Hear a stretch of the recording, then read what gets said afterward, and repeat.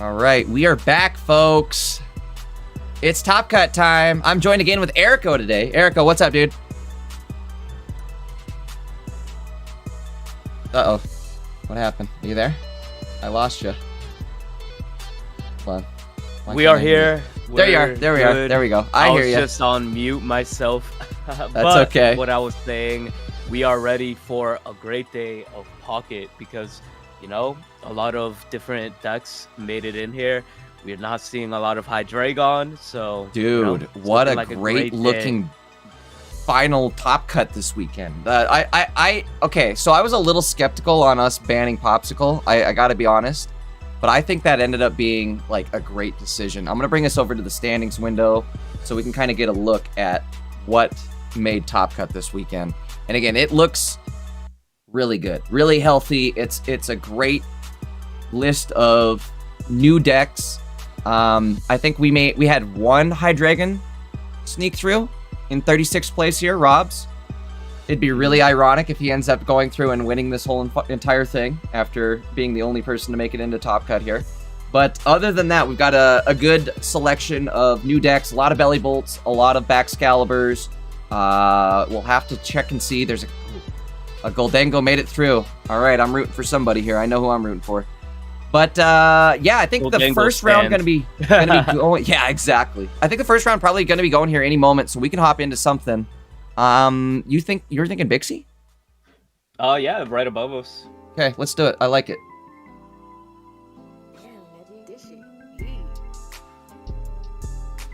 I like it. We'll get the setup here.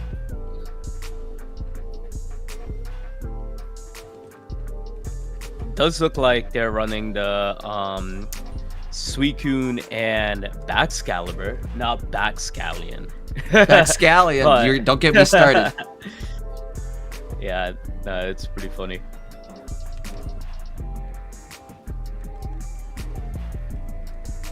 Actually, I should pull up Limitless myself. That would be a good idea. I always forget to do that last second here. Oops, we got to get over here. We'll hop into this. We're waiting for the match to actually start up here.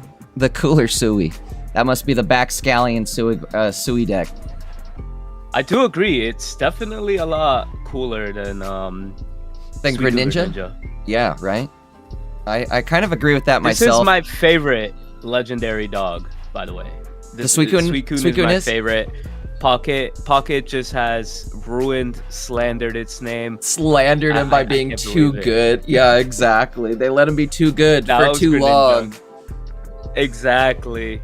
But here we go. We got round number, well, this is top 32 or 64. Top 64. Game 64. number 1 with Bixie, and we got to get the deck list loaded. Who's he playing against? Looking like a great start for him because he does have access to get the Suicune. He has access to research to potentially find another basic to place down, worst case scenario. But having the gold Baxcalibur flexing on us is crazy. Exactly. His opponent is running Altaria Greninja, and not just anyone. This is the Meowth variant, which this is actually amazing. It's going to be an amazing matchup to see if this deck can actually pull through, right? Dude, I think today is going to be nothing but amazing games all day long. So I am definitely excited for what we have lined up. Let's see. Bixie versus Shu. Shu's the player we're going up against here. Sorry, guys, I'm getting the deck list still loaded up here. Give me just a moment. So, while you do that, Sure. Bixie does play the starting planes. He plays Guzma, so and he does have hand disruption Mars, so he does have different options here than the average Baxcalibur deck. And then the only nuisance here is going to be that Meowth, because the Meowth is gonna get the Japanese player the best consistency, draws, and everything like that. So not only that, I do want to mention they do run a copycat, so this is a pretty sizable hand, but would it matter? He does have the Mars. But the rare candy on curve coming with the Greninja. it's not looking good for him. But he does not not have great. the Swablu. I was gonna say no Swablu yet. If we can dodge the Swablu, that's one thing I always say about this Greninja Mega Altaria deck is that Mega Altaria is the main attack. Oh, they did get. Oh no, this is it. This is That's huge. that's let me clean card up my copycat. hand. Yeah, exactly. That's half the deck pulled right there. Gonna be tough to evade the. There it is. There it is. There it is. If it's not in that giant hand, that Pokeball most likely got it. And there it is. Lagging for me, but it's Little bit of lag there. bit. Hey, but look at the revenge here. We also top decked. Oh wait, yeah, we do have Baxcallion. Excalibur. That was literally not intentional. We'll see okay. if they. Do you go for tough spot to be in? You don't necessarily want to knock out the Meowth here, just because that just puts him one step closer into that Mega Altaria 150 hit. One thing we could do is try to Professor ourselves up a Chien-Pao and maybe just not attack. Do they run? Does Bixie run any sort of? No, Bixie doesn't run any sort of. Now I feel like Bixie's Poncho. in a very tough situation right now. He does Yes. not. The reason being is because like if this Meowth lands ahead, even if it doesn't land ahead. Oh, wait a sec. Altaria could come out and We do have really start Cape and Irida destroying the though, field. so we could actually get ourselves above KO range, couldn't we? Yeah, they can. There we go. Yeah, I think that's the play that they should definitely go for. And to triple check, make sure I'm muted, right? And you definitely got to go for both. That was funny. Ooh, that's tough. Get that attack off because it's Go, 4 go. seconds on the clock. Oh, and we prevent the damage, but kind of good and bad, right? Because that means that they can't attack since they have to attach an energy to retreat. But that also means that they can get a card draw out of this, and they're gonna get another turn of ping damage out of this, where you don't get continuous heals either. You don't. We don't have access not to only like that, an Irida they could or get a another Popsicle. Greninja. Or they could get another Greninja. Greninja. Yeah, which we're getting one step closer to. Frogadier? Come on. That is insane. The Poncho coming out. Not that it really matters in this matchup because I mean, yes, it does matter. Oh wait, Pao. yeah, you're absolutely right. Chien-Pao, right? Yeah, I almost forgot about that. Speaking of the devil, actually this is kind of big because we do have a Guzma, we do have Chien-Pao ready to go. If we could somehow hit, how do we do this? Now we just have to stay alive for 2 turns, but this is going to be near impossible with a Greninja around. See, here's the problem. Yes. Here's the problem, right? The Chien-Pao is not gonna have enough energy to do the type of damage he wants to do right now.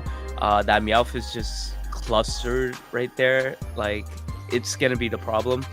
I mean, he could put the Chien-Pao, but then again, you know, Cyrus Ninja Ping will definitely end the game really quick there because, you know, that thing only has 130 That's HP. very true. We don't have... Ooh, That's there's like- the planes and another the cape, though. planes. That's big. But that doesn't matter. Oh, the cape actually makes it matter. So now he feels comfortable with that. He's going to activate the planes, put the cape on the POW.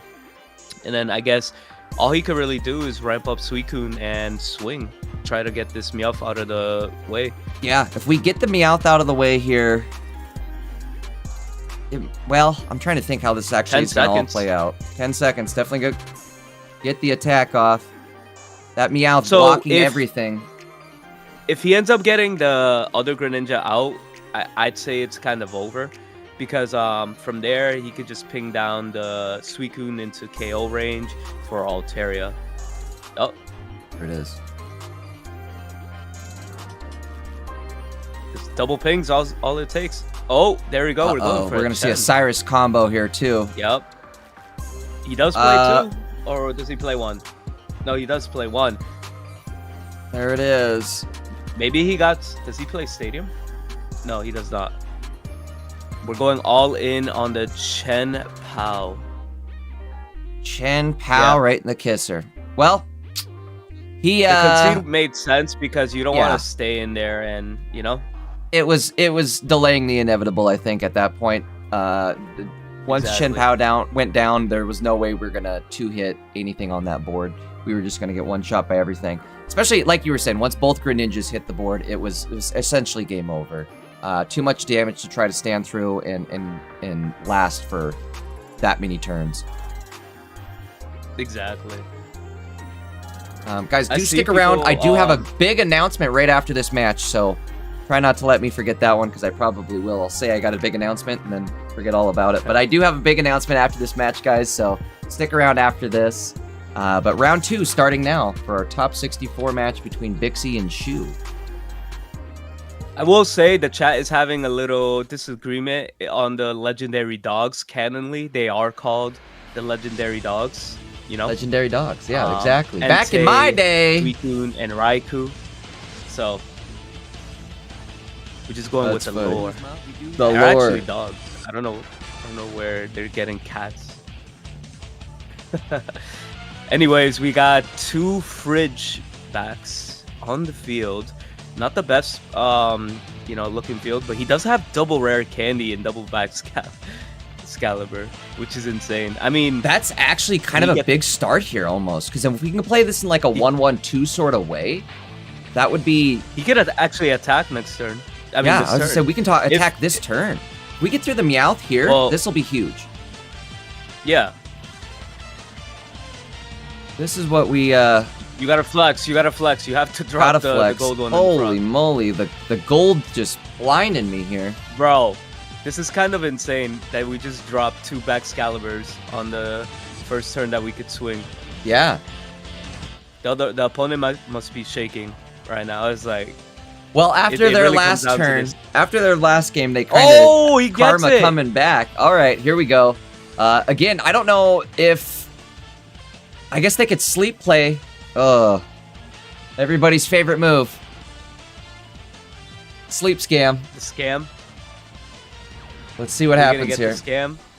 I mean, if he does get another Swablu, he could be safe. But at the same time, if he does successfully put it asleep, you know, it doesn't matter. He could just like evolve into the other Altaria. Sleep scam. Let's see if sleep actually really matters here. Scam likely. Yep. That's all I feel. That's what I'm saying. There's the other Swablu. And the Meowth. There's the Meowth. So the bench he could is full. retreat to Meowth. Ooh, a little Goza action. Mesagoza. I called him Mesagoza. You're like Taj. You just kind of add a little extra flair to it. Mesagonia. That almost sounds better than Mesagoza. You have to, right? Everything else just sounds kind of boring at that point. Nihilingo. He got me saying Nihilingos.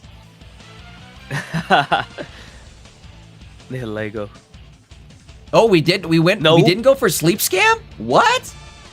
I think that's a major misplay right there. He's going to prioritize here. Nah, I feel like he wants the guaranteed swing from what do you call it? From Altaria. Altaria, but now we can get the Chen Pao setup, and then there goes Guzma as well. It doesn't even matter. Yep. You know what he could do? Wait a sec. What? Retreat. Oh, we're going in right this turn. I forgot about it. We can attack right this moment. Yep. Oh my because goodness. Back Excaliburs just makes everything so much more broken. The power of back Excalibur. I will say something about this deck. When it does look grim, like you opened up like really, really bad, it really isn't always the case. No, yeah, you can kind of turn around in the matter of 1 or 2 back Scallions getting evolved. Yeah, exactly. One turn really is all it takes. I think this is game. His real only play is to try to get the sleep scam here. Yeah. Because if he gets the sleep scam, he can pull the KO. But he really has to rely on that super heavily right now. Opponent misses on their own Mesagoza.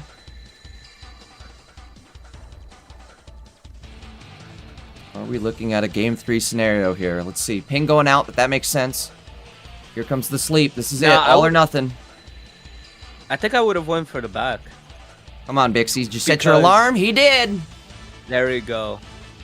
I would have went for the back because Altaria can knock out the Chen Pao regardless. And you got Mesagoza? You're probably right there. I think they might have done that just because they didn't have any other basics, but it's like you also have a Messagoza, so chances were you're going to draw another basic. But either way, it didn't matter. Bixie locking in game number 2. Got ourselves a game 3 scenario for our first round. Give him just a moment to get locked into that third game here. Okay, sounds good. Oh, I was talking to chat, but yeah, you too. I always turn the game off like whenever they are in between matches, so that's why I was saying we'll give them just a moment. That way they don't have the password on the screen, anything like that. But all right, we're back up now. Game 3. But I will say, I'm glad that we're getting game number 3. Yeah, you know? Dude, I love game 3 scenarios where it's not just kind of like a total blowout. Don't get me wrong, sometimes the blowouts are fun to watch too, but like, I like the back and forth. I like when it feels kind of equally matched. Exactly.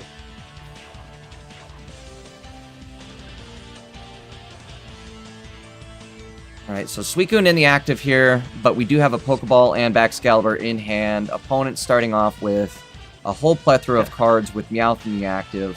That's the most optimal hand that you want. I mean, right there for Meowth. For Meowth. We do get the little mini fridge. It's a beautiful start. Now the only problem here is like you have to depend on the Meowth.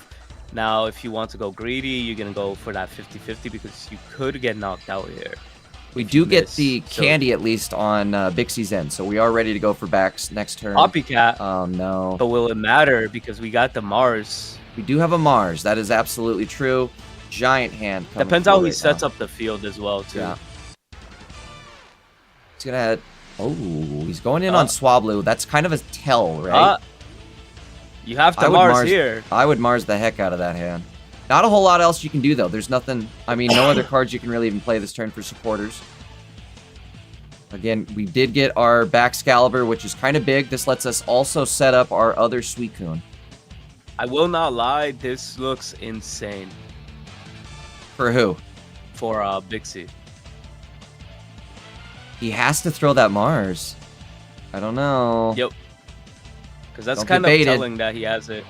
Don't get baited. Either way, it's kind of it could be a bait, right? Maybe he Marses him into what he needs. Maybe not. But regardless, I think you do Mars because you're going to give him down to 3 cards. They have to hit a Mega Altaria, a Greninja, and another basic. I think the play is to Mars. Come on, Bixie. I'm sending my telepathic powers. Or Baxcalibur. I kind of like that play too. Oh, send the Mars. Send it. Send it. Again, they have... Oh, no! Nope. Bixie, what are you doing?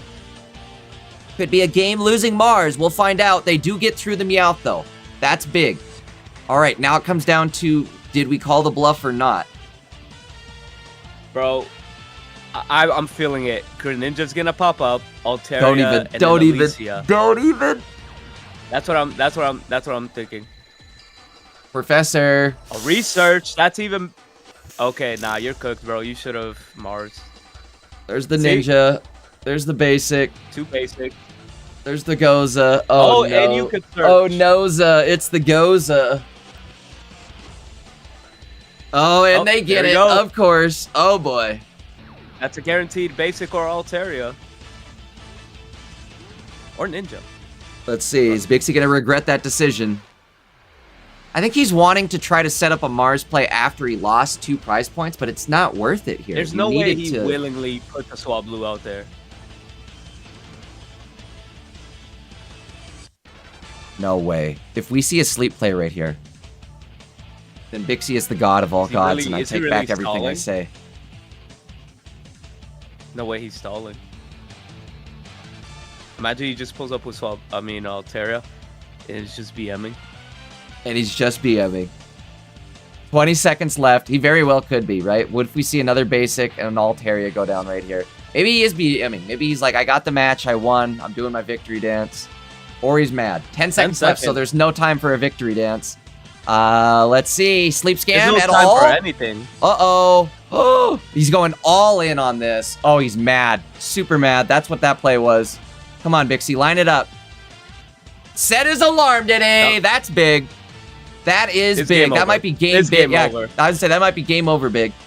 Chen Pao can come out. Why would he do that? I don't know why. Such an odd play. He must not. Bixie called it with that Mars play. He felt it in his bones, and this is why I'm not in Bixie's shoes right now. It's because I would have thrown the Mars. I would have given him the cards. Been better. I kind of agree, but what a play! It just so happened to work out for him. I'm not gonna lie. I do not agree with that play. But hey, if it worked out for him, it worked out for him. We're gonna Mars now, which I think maybe is the right call. It doesn't even matter anymore because I guess you're right. It doesn't matter. Chen Pao's got him locked in no matter what happens. The only thing he could do, no, he can't even do that because we won't have the energy. He can't sleep scam him. Pixie locked it in. Doesn't even matter. Yeah. Wow. So it came down to that. The new best deck? Because people were saying Meowth was the best deck. Meowth Altaria? Meowth Altaria is still very, very good, but this is like so refreshing and very good as well, right? You get the card draw from Suicune, so your consistency is there. You get the snipe ability with Chen Pao. You get the energy draw with Baxcalibur. You get it all, you know? This deck has it all. Exactly. There really isn't nothing that the opponent can do, so I think he should just concede. I think he should just concede. I think he should just pack up and get out of here. I think he's going to have to pack up and get out of here after this turn. Wait a minute. I mean, what a stall. He buys himself a turn here, but... What a stall. You're just stalling the Chen Pao coming out and just going off. We do have another Messagoza hit coming off right here. All right, throwing tails right there, but that's okay. Waste your tails on the Messagoza hit. You don't need it at this point. I don't even think there's another Pokemon in your deck. Irida going out. I agree with this play. Oh, I'm Iridating. Iridating. And I'm putting that on Chen Pao just to be safe. There's really, I mean, there's nothing they can do, right? The moment... Maybe he's praying for a Swablu, Cyrus. Maybe actually Swab. What if we see a Swablu sleep play? What if this isn't over actually? But it has to be on the Chen Pao, right? You have to Greninja, Cyrus. Yeah. So he's gonna have to go Swablu, sleep scam on Suicune, start pinging in the Chen Pao, bring in the Chen Pao. I mean, it's gonna take a whole lot of magic right here, but let's see if they can pull it off. I call it a Hail Mary. It's gonna be the hailiest of Marys. I mean, the cards... he could still just what do you call it? Put the Suicune to sleep, right? Yeah, that's what I'm saying. Like, this is what's gonna happen here. Is he's gonna put the Suicune to sleep. He's gonna start pinging down Chen Pao, and that's how he wins this. But it's not sleep scam. It's not even gonna matter too because Pixie has access to the Cyrus, so it's kind of over. It's definitely over now. He does not play any hand disruption. It's definitely over now. Mars. He does play Mars. He does play one. The opponent does play Mars, but you know. Like you said too, though, they did have damage already set up on that other Greninja. So even if one thing were to go down, once the sleep breaks, all we had to do was Cyrus Envy. Almost KO'd Greninja, and it would have been over. Either way, grats to Bixie for taking round 1 or top 64, I guess. Going to move into top 32. Yep. Speaking of top 32, suppose we could find ourselves a top 32 match right about now. But real quickly, before we do that, let's take a look check Pape and... I was going to say, we're going to actually... Let's take a look at iLuchin's game here and finish the end of his round, maybe. I want to see if he wins or loses. And then we'll go into a top 32 game. We have a few 32s that are just starting. Real quickly, before we do any of that, I'm gonna go over my quick announcement that I have. Where is it? Boy, if I could find the date. It's gonna be a big one. Hold on. There it is. Found it. Sorry, chat. Give me a sec. There it is. All right, so next weekend, there is gonna be no Pocket Mads. Heads up, no Pocket Mads next weekend, but we got something special lined up instead. We are doing a collab event with PGL. It's going to be the PGL 30th Pokemon Anniversary Tournament, right? $1,500 prize pool. This is absolutely nutty. A $1,500 prize pool and 30 full art cards getting sent out. Again, a big undertaking with this tournament. These guys have been saving up for a long time to make this happen. So everybody, please go sign up for this tournament. Please show up next weekend. Show your support. Again, this has been like a long time coming. It's going to be hopefully a really big, fun tournament next weekend. Boy, this detail picture that they have going is horrifying. Trippy. Yeah, it doesn't say. I don't know if you're looking at the details, it gets but worse. this is definitely It gets worse the horrifying. longer I stare at it. Yeah, exactly. Exactly. But I will be playing in that for Are you playing in sure. this? I am taking a part of that. I have to. How could you not? No How could you not, dude? I think so too. I'm gonna be casting with another Taj. day. But yeah, exactly. This is one where it's like, I wish I was playing, but that's okay. They did actually. I don't know if I should even tell this. Take care. They are offering me and Taj a little bit of compensation since we can't play, so that is cool of them to do. I appreciate that as well. Appreciate the support. That's awesome. But yeah, no, this is going to be a fun one, guys. So hopefully we all see everybody either playing or watching next weekend or both. Either way, guys, make sure to go sign up for this. And we'll see you next weekend for that one. But let's get back into the action for this tournament right here. I wanted to maybe try to catch a game with iLuchin. Is it over? Did I already miss it? Oh, no. It might have already been overed. No, maybe not. Go to David. Nah. We should go to what the Sigma... Is Raindrop too cool? Oh, Raindrop made it. That's a Mimikyu. Raindrop did? He's playing men's. He's playing against I was gonna say Palpitoad, Belly, whatever. Okay, hold on. I'm gonna maybe hold that match, but I do want to watch the end of iLuchin here because this could be life on the line for the boy. See if you could hold that, because that would be a great match. I can't get in there. Give me a sec. I'll hop in there. If you want to maybe start casting the game for iLuchin, I'll get that other one held up. I'm trying to bring the best games that we can online for I appreciate that. the viewers. All right, so we have iLuchin here. It does look like he's playing against a Kangaskhan version with Oricorio and Greninja. He does look like he's in a tough situation right now because Kangaskhan is just going to come in here and kind of obliterate two of his Pokemon.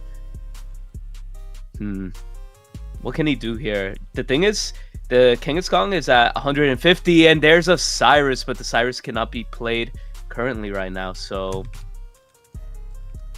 he's going to pick up the point here. 140 damage. It really depends. Is his opponent going to be super greedy with the Kangaskhan? Yes! It is going to come out, but it is 2 points here, right?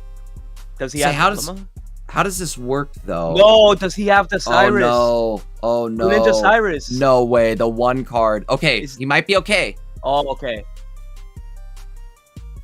Crazy.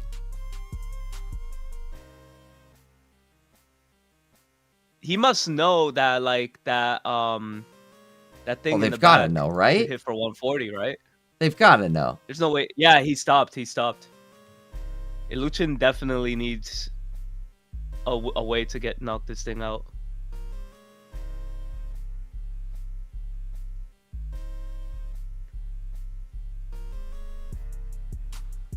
Three-card copy. Well, it was a 4-card copycat, right? 4-card copycat, I think it was. No, 3-card. It was 3 because he drew into that helmet. Okay. iLuchin has iLuchin definitely has game here, I think. No. No, because Oricorio. Like if he Sabrina's, Oricorio comes out.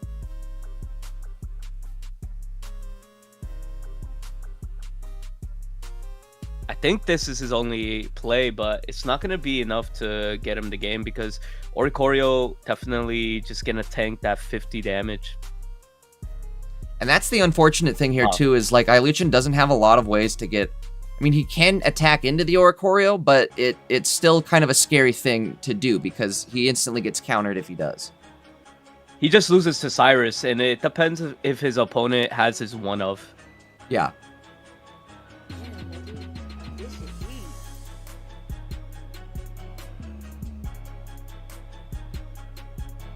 7 seconds on the clock. Luchin, attack. He got it. Close, but he got it. Does he have the Cyrus? Gotta pray Cyrus that he doesn't. Virus. Oh, no. It is rather unfortunate. Damn. It hurts. I think that's enough to knock him out, huh? Yep. 140 exactly? No, it doesn't not. No, it's 120, but... Or 120. Oh, okay. But he has got the ping the damage. ninja. Mm-hmm. So 120 is the actual... Dang, and that's second Is game that the whole thing? for... Yeah, that's it, unfortunately. Light was up a game, so that's enough to knock out Iluchin. Crazy that we saw Kang proceed on to the next round, though. Kangaskong is still alive, guys? Kang is still alive. The dream is alive. So wait, is that it for Luchin? That is it for Iluchin, it sounds like. Shout out to the boy. Great run up for Iluchin. Always a pleasure to watch him play. We might... Yeah, definitely GG's. Speaking of the other game that we were going to watch here, I did try to stop him before we got into this Iluchin one, but they had already started. But we can hop in and maybe watch the end of it. I don't know if there's maybe a fresh top 32. We could find... Let's look for a fresh one then. Okay. I like that idea.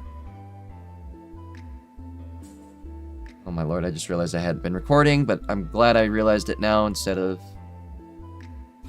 any further. All right. Yeah, let's find a fresh 32 match then. We got PokeChamp at the top. Zeraora. Yeah, let's do that. PokeChamp versus Danico. Yeah. We might have to, I mean, we're probably catching like them just now starting, but let's try to hop in as fast as possible. PokeChamp and who is it? Danico. Is Danico in Discord? Danico. I'm just going over like, you know, potential people. This is definitely a good potential match here. I like this one. We got What the Sigma versus El Atomico. Is it a fresh one? Let's do that then, I think, if it's a fresh one. It's a Gardevoir. It's a Gardevoir Meloetta versus Bellybo Zeraora. Okay, let's do it. Yep. I hope that one's fresh. I don't know if they're... Down at With the Sigma, right? I'll meet you down there. All right.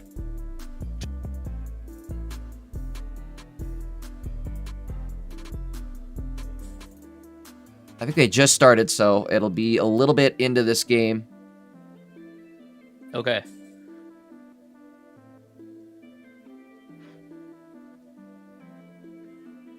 Yikes.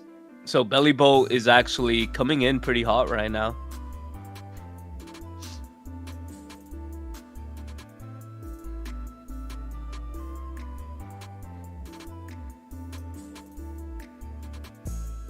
You could hear me, right? Yep, I can hear you. Sorry, my bad. I'm just getting everything switched over. No, I'm just making sure it's not all messed up.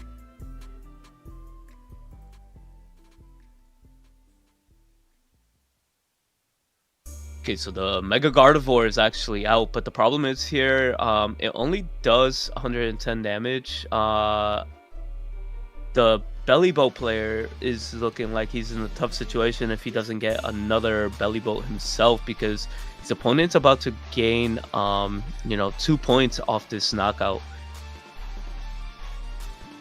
I've been having trouble on Bellybolt decks finding the cards. I don't know if anybody can share that sentiment where it's like, it seems like I brick by just not finding the cards on Bellybolt. That's my... Hey, one copycat could change everything. It definitely does like swing the whole entire sway of the game here, but... And there it is! Oh, it is copycat! Oh my god! What a call! That was a million cards he just drew. Your caster curse's power. Your caster curse powers are starting to show up, Erica. Curse. Yep, exactly. It's becoming too powerful. He's becoming too strong. He drops the bolt. If he drops the bolt, we're wait. No. Oh, he didn't draw it. Never mind. No bolt. Game 3? Is that game 2? I'll have to double check. I'm still getting the deck list set up here. Sorry, folks.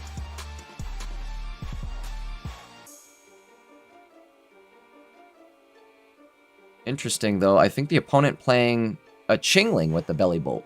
Kind of an interesting idea. That was our game 1, I believe. For What the Sigma. Yes, it was. Okay. What the Sigma? That's a I funny love name. that name. I love his name. All right. There we go. Everybody loaded up on the screen now for everybody at home. Second game between What the Sigma and El Atomico in our top 32. What the Sigma starting off with Meloetta, which is, I think, the ideal start here. Also has Plaza in Not just any hand. Meloetta. This is the shiny. Yeah, this exactly. is the rich people one. The rich people one. I like it. The non-poverty version. Yeah. Got the Cyrus. I mean, this is kind of busted. Meloetta just getting you cards. Yeah. So free. Hitting the Pokeballs. So we've got our Ralt set up. We're ready to go the following turn. We also have the Plaza. That was the tailwind of game 1, right? Yeah. Kind of cool that we are now seeing potential Gardevoir pop off at this point, right? Makes sense. Gardevoir has a lot of health. Can heal up very easily. Very tanky. This whole deck is very tanky. You're drawing cards with Meloetta. Maybe And this let's is... just say, no Hydreigon. No Darkness. No Hydreigon. Exactly. Now that Hydreigon's gone, Gardevoir can reign supreme. Goodbye, Tadpole. Oh, never mind. Goodbye. Oh, wait a minute. Oh, okay. Big play right here, actually. Gonna start or stop the Meloetta. Not Meloetta, the Ralts from evolving. Interesting. So, yeah, no, that's kind of busted for him. Now I'm thinking What the Sigma's kind of wishing they would have put the energy on the active. Definitely a risky play though, right? Yeah, it's one of those situations where you have to play it by ear. It is high risk, high reward, but at the same time, you know, this is an interesting build. We are seeing a Belly Boat with Chingling. I haven't really seen one mixed thrown in the loop. Not with the Chingling at least. I've seen a couple Pichus, but again, not the Chingling variant. But this seems to be working pretty well for a stall here. It's locking down the rare candy.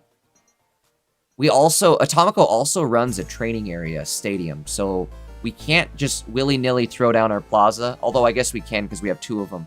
So maybe I'm throwing the Plaza down at this point. There's our Kirlia, so we're good there.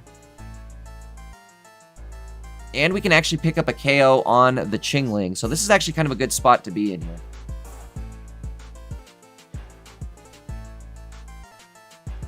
So, I mean, bright side, your mic just went out too, by the way. Huh? Your mic went out. It's all crispy. Extra crispy. Not anymore. There you go. Now you're fresh. What were you saying, though? He did get access to the first point, right?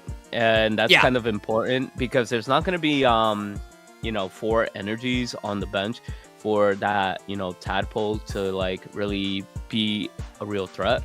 That too, I guess. That's a good observation. They don't even have the energy. They're having to just stall. They don't even have to get the retreat.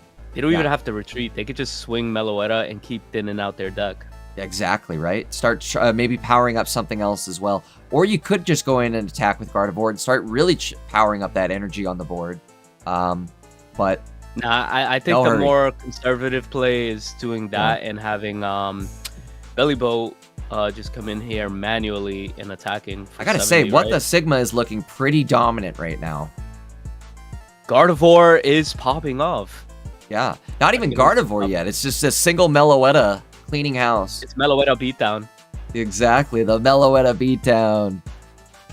If Taj was here, so I don't know if you've ever heard me and Taj bring this up, but Meloetta, I think, comes from one of these like French nursery rhymes.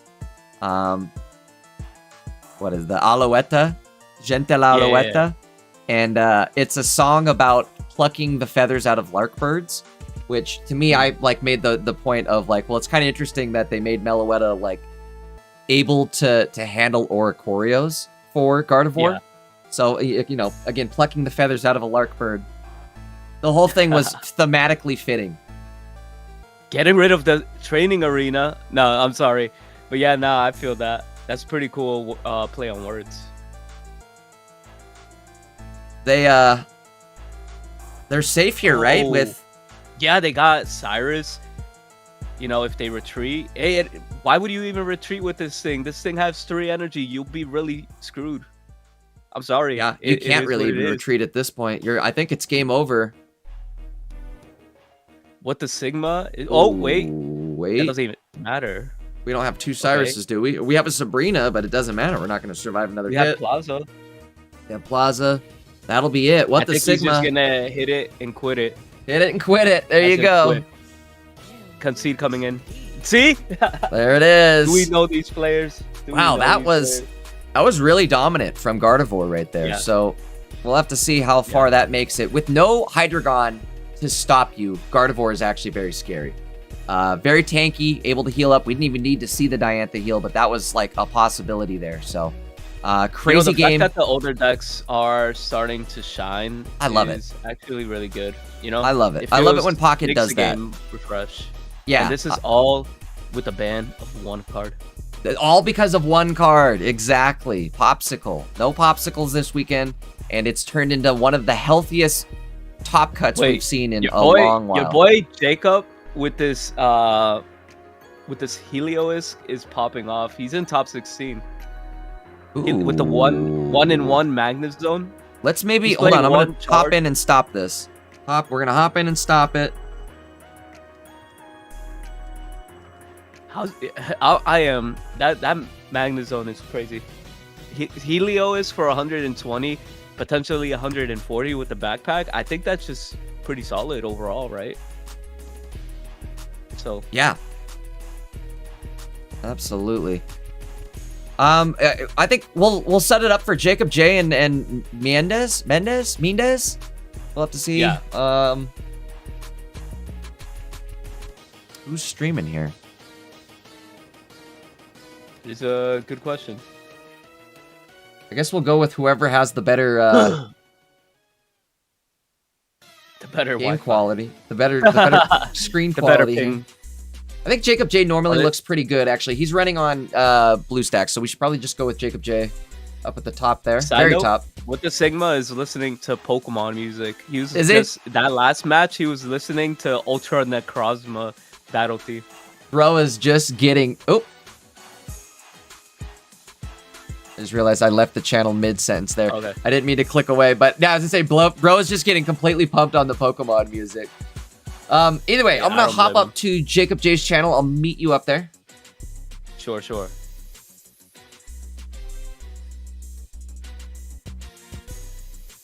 Didn't mean to click that first time. That was funny. I was hovering the channel. I accidentally clicked and mid-sentence left. Bro, he has like nice shiny cards. He has. I know he's flexing on us right here. Is that what's going on? Yeah, I think we're getting flex on. All right, let's get this one loaded up. This will be our first top 16 match.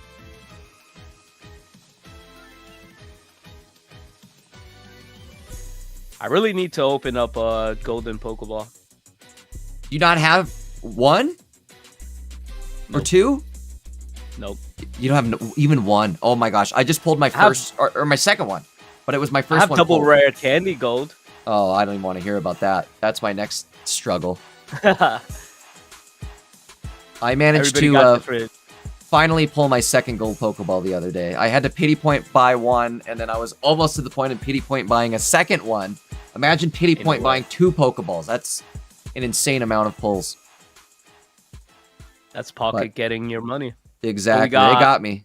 Oricorio, no, Belly Bolt Magnezone versus Helio Magnemite. I gotta look up the deck list here. Still pulling them up. Let's see. Jacob J running. Yeah, he's running the Heliolist Magnezone. That's right. I only say I say Magneton because that's the real star. Because you're attacking the back row with that. I do that all the time too. Call it the Magneton deck because let's be real, he's the one doing all the heavy lifting. He's kind of cooking. He's kind of cooking the Froakies. Remember that when it first came out? Yeah, that too. All right, who is who here? Who is who? Jacob J with the like the leap over Magneton with the one that benefits from the backpack damage.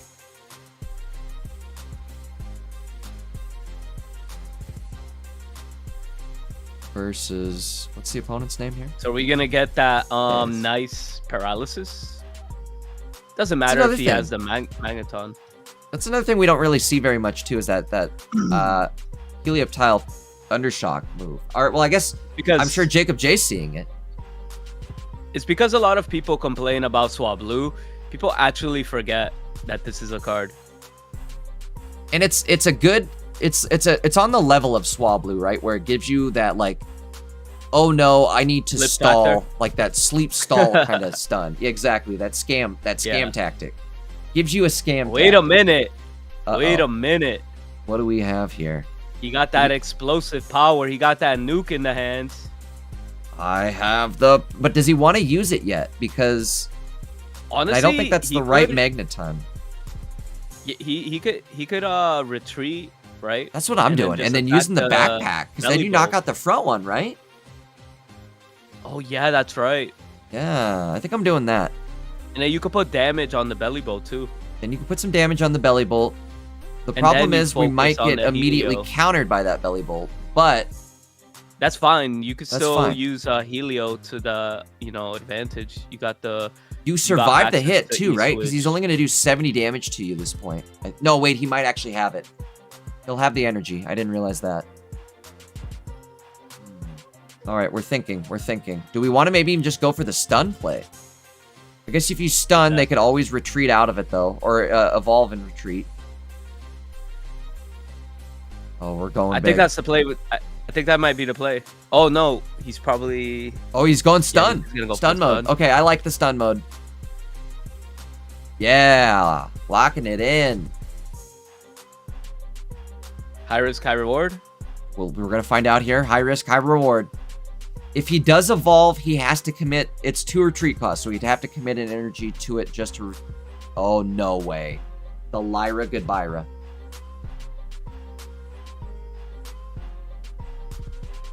That'll do 140. Things are not looking good. In fact, I think that might be cooked. I don't know how you're getting out of this one.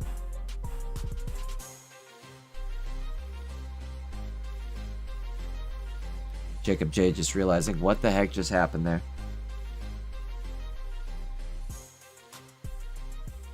Tough call. Not a lot you could really do.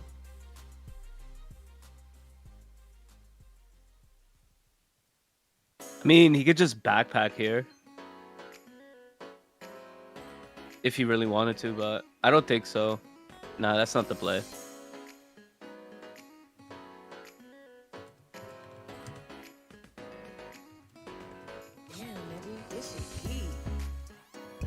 I don't know. There's not much you could do with the whole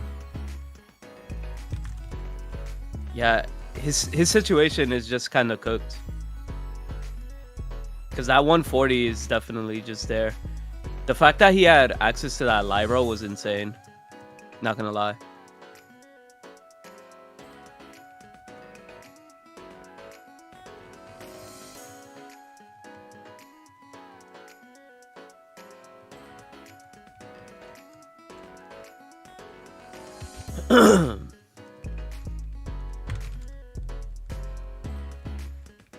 Okay, getting the other tadpoles set up, right?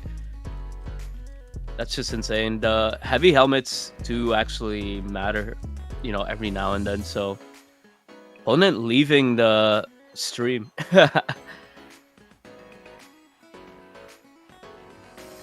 Still alive, I'm Jay? still alive. Sorry, I'm just typing in the Oh, background. I it's need fine. you to carry for me for just a sec. You're fine. So the I magnet think- zone here is like has to charge up and pray that you actually draw into the magnet zone and put him in a situation where he has to coin flip. Because if not, you're kind of cooked. Oh, he drew his one of. No way. That's what he needed. He needed his one of. He ended up getting it, and now. Now we can maybe... we have to, like, flip a coin, I guess, right? Coming down to a coin flip. Yes.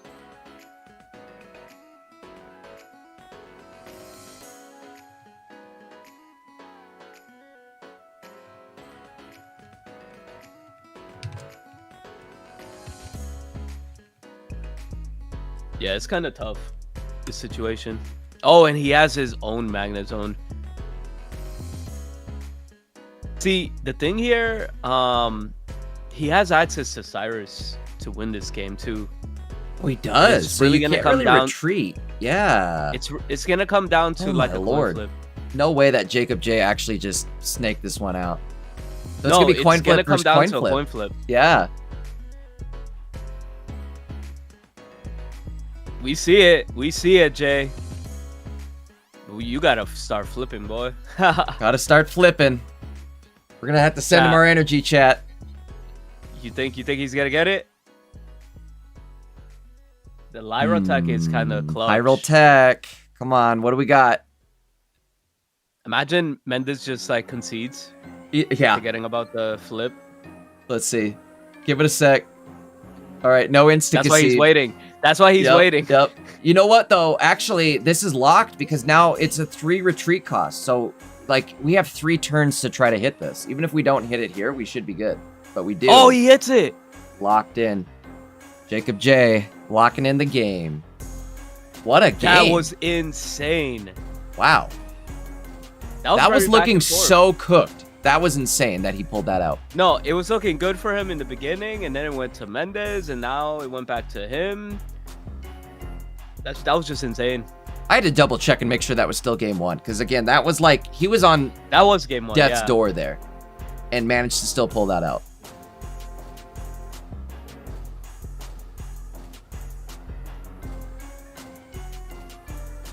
Lyra out of nowhere was insane. I'm looking at the deck list and I forgot about the Lyra. So I wonder if Jacob J maybe did the same thing.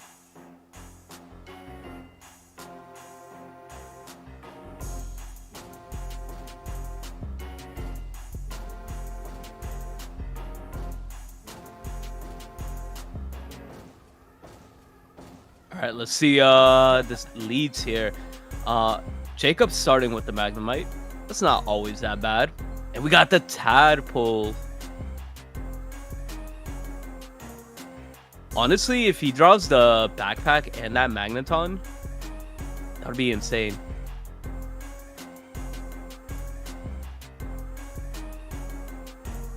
Clement in Think, hand, so we Clement are is ready. the right Yeah. play? I Or don't do know. you I thin guess out your deck first with probably with Clement because research? it would suck if you pulled your Magnetons with the Professor, right? Like, what do you really need this turn from that Professor that your Clement couldn't have pulled for you right there? And that actually kind of sucks because we didn't pull any of our Magnetons. This is crazy. Jacob J has a lot of cards that he can pull with that that Clement. It's not just the Magneton finder. It's a backpack finder. It's a Heliolisk finder. Like, it's drawing a lot of cards for him every time. So Exactly. interesting. Yeah, in that sense too. I think that just raises the priority of, yeah, I'm throwing my Clement first. We definitely need to find a Magneton right here, or we're going to be in a Magneton of trouble. Definitely okay. Got access to. You didn't get the Magneton. I feel like We can still I do don't some know. damage here, though, right? Like, we can still put in 30 damage on the target. That helmet is not in effect yet. Question is, do we do damage now, or do we start stacking up on the Heliolisk in the back? I'd say we stack the Helio because if you kind of look at it, Mendes could just probably evolve next turn and Ooh, You're we're kinda screwed. going... We are up a game, so we can't afford to go kind of big here, but I think you're right. That's a scary play.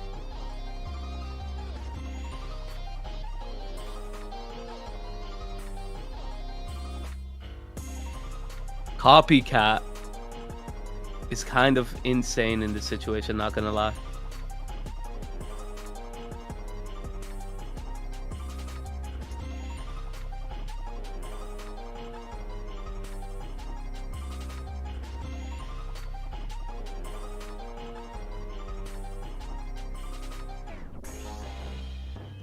All right, so we do find the belly bolt. We're hitting for 140. Things are, again, not looking great right here. I don't know what we do. Just go in with our other Magnemite install, or do we go in with Heliolisk install on the Heliolisk? Honestly, this is just looking way too strong for Jacob. Jacob J. Yeah. I mean, no, for Mendes. I'm sorry.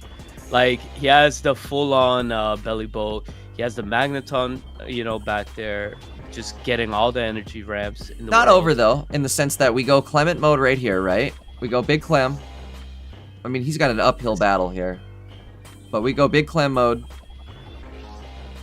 Get our Magnezone, or Magneton, or not. Okay, hold on, or not. Oh no. I don't know. Even if That's he did correct. get his Magneton, right? Like, Well, he's still in a weird situation. If you got your Magneton, you could have got into your Magnezone, and then you could have maybe tried to, like, coin flip scam the belly bolt and try to 70? live through that, but then you're staring down another Magnezone. And how's that gonna work? Yeah, no, it's kind of cooked. I think we're going into a game 3. That's just solidified it right there. Yeah. Didn't matter even if he had it, so. Don't know where. Yeah, I think it's auto game 3 here. Like. Oh, I already put the point up. My bad. I forgot the game actually was still going. But yeah, this is definitely over. I thought he hit the concede button. There we go. Come on. All right, now we're moving into game 3 between Mendes and Jacob J in our top 16. Join this weekend with Erico. What's up, Erico? If you guys aren't familiar, Erico does stream on Twitch and YouTube, so make sure you guys are going to go drop those follows, go drop those subs over on YouTube. He does drop content, like, I think it's daily, right? You drop daily content over on YouTube. We drop daily Pokemon Pocket. Yeah. So make sure to go check that out over on his YouTube. Same thing over on Twitch. I imagine you live stream over on Twitch whenever you do go live. Yeah. But either way, guys, go drop those follows, go drop those likes, go drop those subs. Same thing with Jade Ankus, right? Go drop those follows, subs, likes. We are on Pocket Mads, YouTube, and Twitch this weekend, so make sure you're liking this stream right here on YouTube. Make sure you sub up to Pocket Mads if you're not subbed to Pocket Mads. Maddie also drops meta material all week long. In fact, Meta Monday happening tomorrow, so make sure you guys are subbed up, bells on. You're not going to want to miss that happening tomorrow morning, or no, tomorrow afternoon. But either way, back to the games here. So we're starting off with the Helio, which I think that's your optimal star, right? Yeah, this looks pretty good. This looks pretty good. Because now we can kind of... We also have access to our stun scam. Yeah. Honestly, if he could get access to Elemental Switch next turn, he could pop off here. Take away his win condition. Do we have it? Oh, let's go! That's the win condition. No way. He's getting rid of the tadpole. Yeah. Come on. There's no. That's a no-brainer. You have to. He got it. He got it. He knows. He's dancing. Play him going out. Draw more cards. Again, like the double Clement, you're drawing. You're basically hitting something guaranteed. Wow. Another 2 cards. Wow. Imagine Clement pulling 4 cards for you. That's just clutch because you're taking away Mendes' like comeback factor here. Yeah. Looking really rough for Mendes right here. Opponent just left. Yeah. He came back. He tabbed out. He's like, oh my lord. Checking the cards. Now 0 energy spread on the field. This thing hitting like a truck. They could stall for 1 turn, but it's over, right? Like, this Helio is probably gonna get another 120 on the board before it goes. Do we have Even a if second? It has the coin flip. We don't have a second elemental switch, but we don't really need it, right? Like you were just saying, we can actually survive the hit. So Magneton or Magnezone is going to have to hit into us twice to even do damage. Let's see what happens here. Or not do damage, knock us out. Excuse me.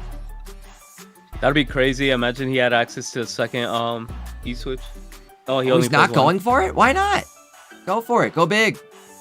I think he just believes that he probably has another a zone coming in. I mean, but even the zone only hits for 90. Zone.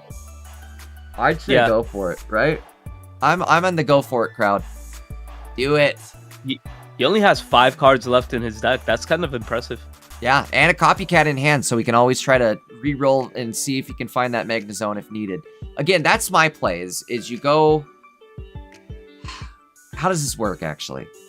No, this would work perfectly. Puts the energy on Helio and then his turn. Yeah, put the energy on Helio on the active. The following turn, you energy charge your benched Magneton and attack with Heliolisk.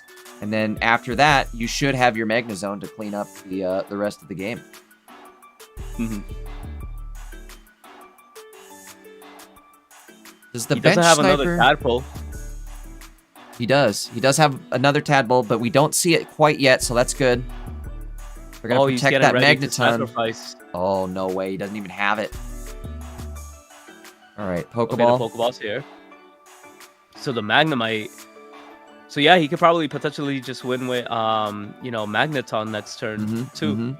Doesn't even need to do anything. All he has to do is knock out the Magnemite. And even if his opponent, throws down a tadpole, that'll be just like a throw. Gonna use the copycat here, but I think that makes sense. We'll draw. We have just a few cards remaining, and we'll get. Yeah. I think a +1 out of this, maybe a +2. Sense. Okay, a +1. Go from 3 cards left down to 2 cards left. With Professor in hand. Double backpack is crazy. That Magnezone hiding at the bottom of the deck. Yep. He only runs 1 Magnezone, too. That's interesting. I just noticed that. All right, Heliolisk gonna sacrifice, but that's all right.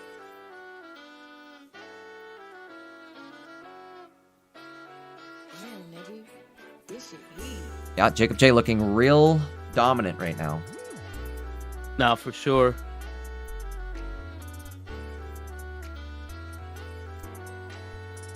Charging up the energy. Let's see what happens next.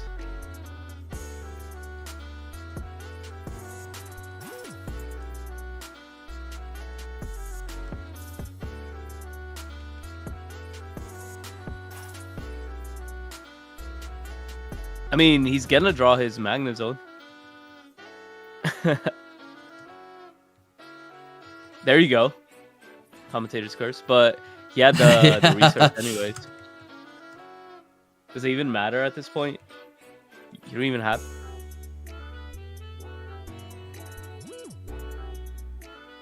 Yeah, it's over. Helio is just gonna blast him for game.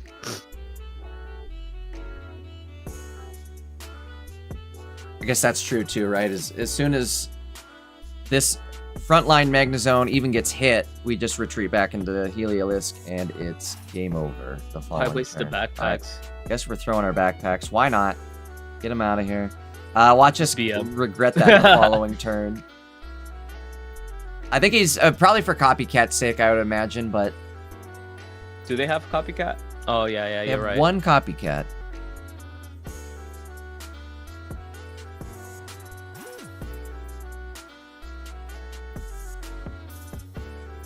Helmet.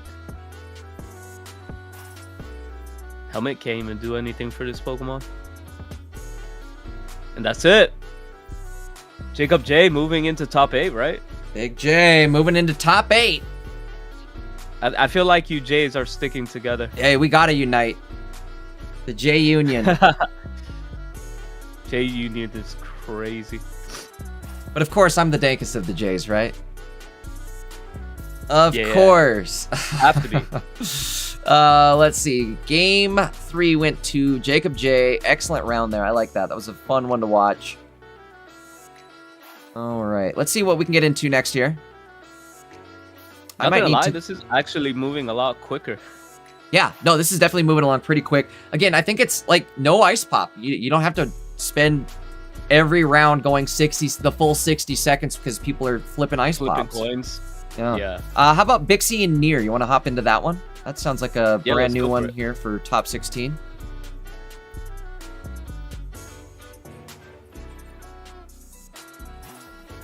Where's Bixie? Oh, right below us. All right, I'll meet you there. Actually, I drug you here. Get over here. Oh, you dragged me. Okay. I got you. I got you. Yep. Hit you with the get over here. I had like 50 million windows. It was right below us, so it was just a easy little click to drag you. Tuning into this game. Let's see what's going on here. 9 seconds left. We're going in with Meowth. I wouldn't want to be Bixie. You think so? I was going to say the playing... opposite here. No, because playing against Altaria Meowths is the most annoying thing. It really is. I mean, I wouldn't want to be Bixie in that sense, but I think he's also like not doing too terribly here, right? Because the opponent has no prize points taken yet. I think I saw 170 HP on that Chen Pao. Oh, we needed to hit that though. Maybe not. I guess that doesn't matter either, because if we retreat the following turn and knock out Chen Pao, it's over.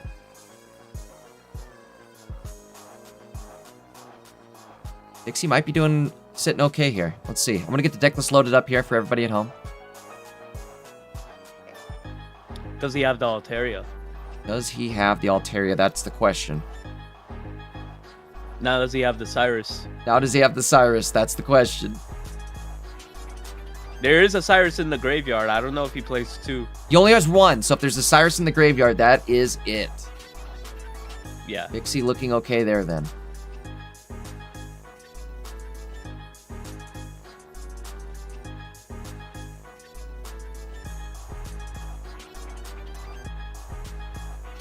I mean, no, he's not looking okay. Because Baxcalibur is going to take 130. He gets the knockout there. And anything he sends out might just get knocked out because of Greninja. So Nier looks like he's going to be taking this game.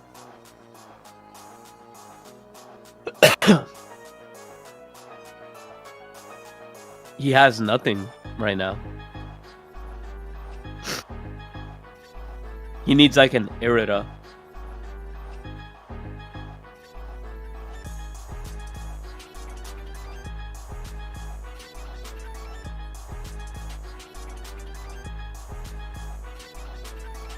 You know what's... Oh, wait. Irida's here.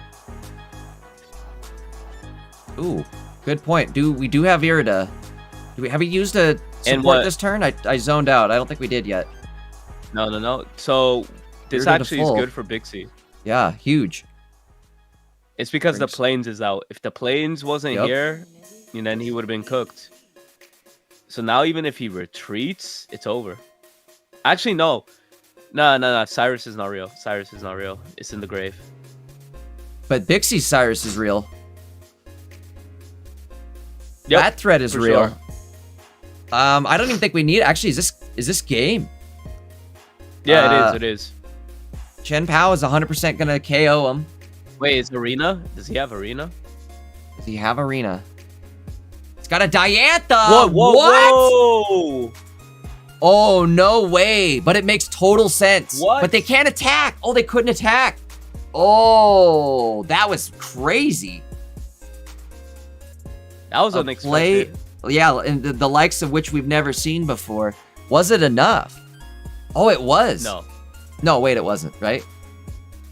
No, because he's gonna swing anyways here. Well, hold on though, because we have to knock something out though, right? Because he's gonna hit for 150, so, and he's already got a prize point. Yeah, yes. Uh-oh, what are we doing here? Second Suicune is there. Okay, second Suicune sitting at 160.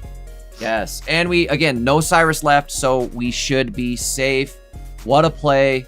I thought for a second Chen Pao was going to have to come out and maybe knock out the Greninja. That 10 HP actually mattered. Yeah. Oh, and he has and cape too. That's crazy that, again, the cape and the stadium are actually making a huge difference here.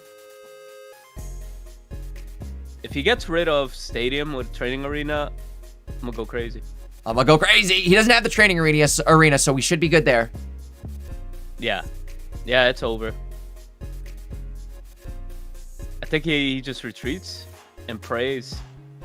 You could Meowth. I guess that's not even an option either, huh? Board is full, so no sleep scam possible. Things are looking great for Bixie.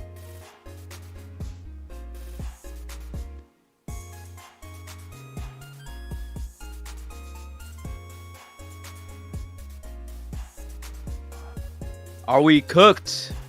Probably. The stall tells me yes. Copycat. Copycat meat could change anything though. With a 0 card deck. Yeah. That's it. That is it. Swing. All right. That Dixie. Diantha though. 30 Diantha. That was crazy. Unexpected pop off from Diantha. All right. Shout out to Vixie. Was that it for all Game three? 1. That was game 1 is all. That was game 1? That was game 1.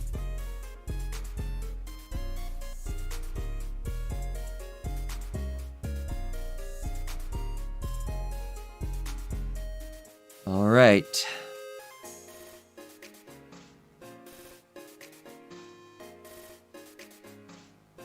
Folks, I will say there's still one Hydreigon Mega Altaria player. Or no, wait, not Mega Altaria. Excuse me. One Hydreigon Mega Absol player still in the tourney.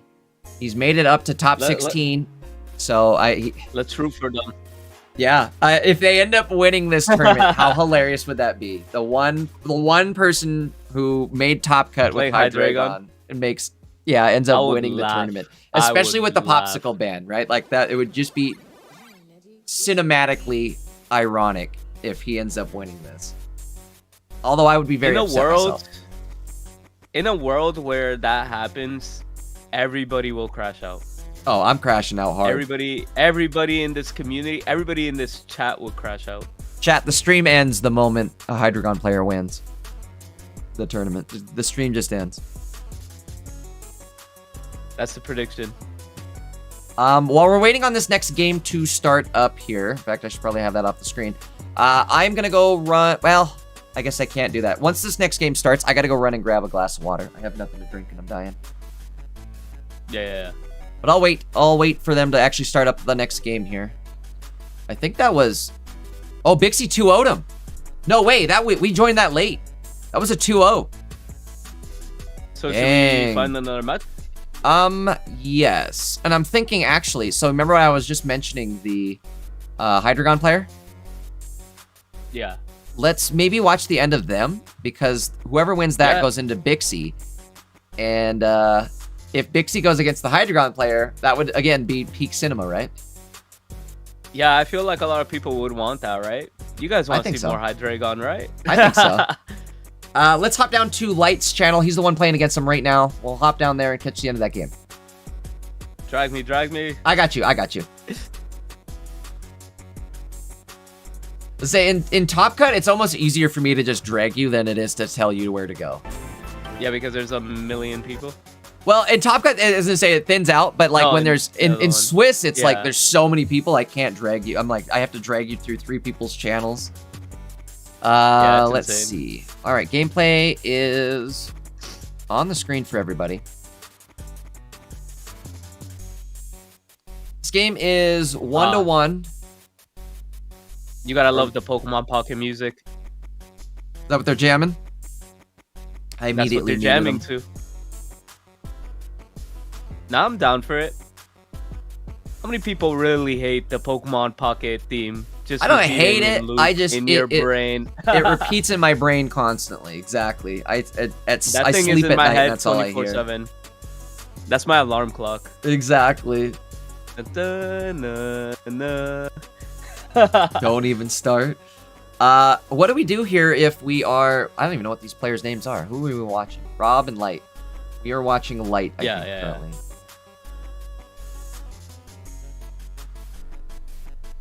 Yo, this is the Kangaskhan deck, right? Yeah. Holy. And I think actually, like, he doesn't have any energy on the board, but he's still looking pretty good right about now. Absol down in KO range, Cyrus in hand. Yo, this Absol is cooked. I think it's cooked right now. Which, again, guys, this is it. If this Absol loses right here, no more Hydreigon Absol in the entire tournament. This is it. I'm rooting for the Kangaskhan. I'm rooting for Kangas too, and I think they may end up conceding right here, right? Like, what's your move? You can KO if you want to, but you get Kangas next turn. Yeah, what's your move? It's Hydreigon. You get Kangas and Greninja. And Cyrus is sitting there waiting, so there's no way you win this. I'm not even gonna bother putting the deck list up, guys. No offense, not gonna bother. There is no Hydreigon. That's a Absol in the back, right? The baby one? Yeah, that's a leap over Absol. You're right. That's not even a Hydreigon. All you could do is pray. Pokemon Center Lady gonna extend this game Oh, a no little way. bit. PCL in it. Okay. Red card. Whoa. Okay. It's anybody's game now. Now I have to load the deck list. A game. You get rid of that ninja. You have to, right? Or Gotta. you go on the Kangaskhan. Or do you just What's go... Kangaskhan at? You My could thing just is, go big, right? Blurry. Yeah, it is really blurry, chat. By the way, it's not us that's making it blurry. It's the player. They're probably streaming off a phone from a different country, so it's probably a little blurry. A little leggy. I was gonna say. Yeah, Holy that's moly. good for this guy. Because you're gonna get the free damage. Yep. With the Kangaskhan. And we do a little more ping damage over here. That'll be a total of what? You do 80 up front, 40 on the back. So that's a total of 60 damage going on Absol. The benched Absol, that is. Which is enough to put it in KO range. And I think they are officially out of here. No Popsicle scam can save them now. That's where this is where Popsicle normally comes in, right? Is right here. They scam themselves out of that 140 or whatever it is hit marker. So they survive the hit, and then they come back and scam you. That's how this normally works.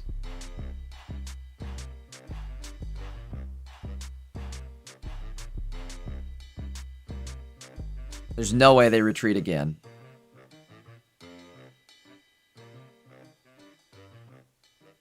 guess they're looking for maybe another basic. This is, again, a tough spot to be in if you are Rob.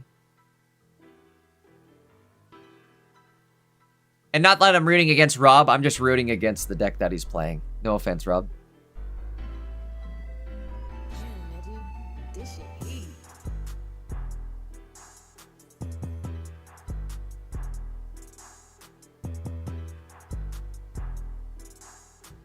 Okay, the claw going off.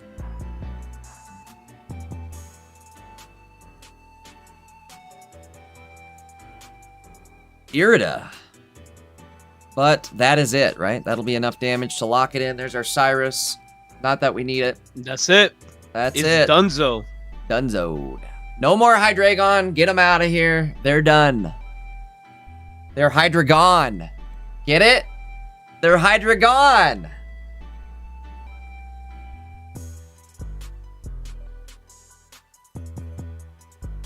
Adios to the dragon. Again, how could you not like the Popsicle ban? This is just so refreshing to see, like, new decks winning. We see new decks in Pocket Mads. But, you know, I think we go into Big C's point of view Let's because do it. This was kind of laggy. Yeah, absolutely. Let's get out of here. I agree with that sentiment entirely.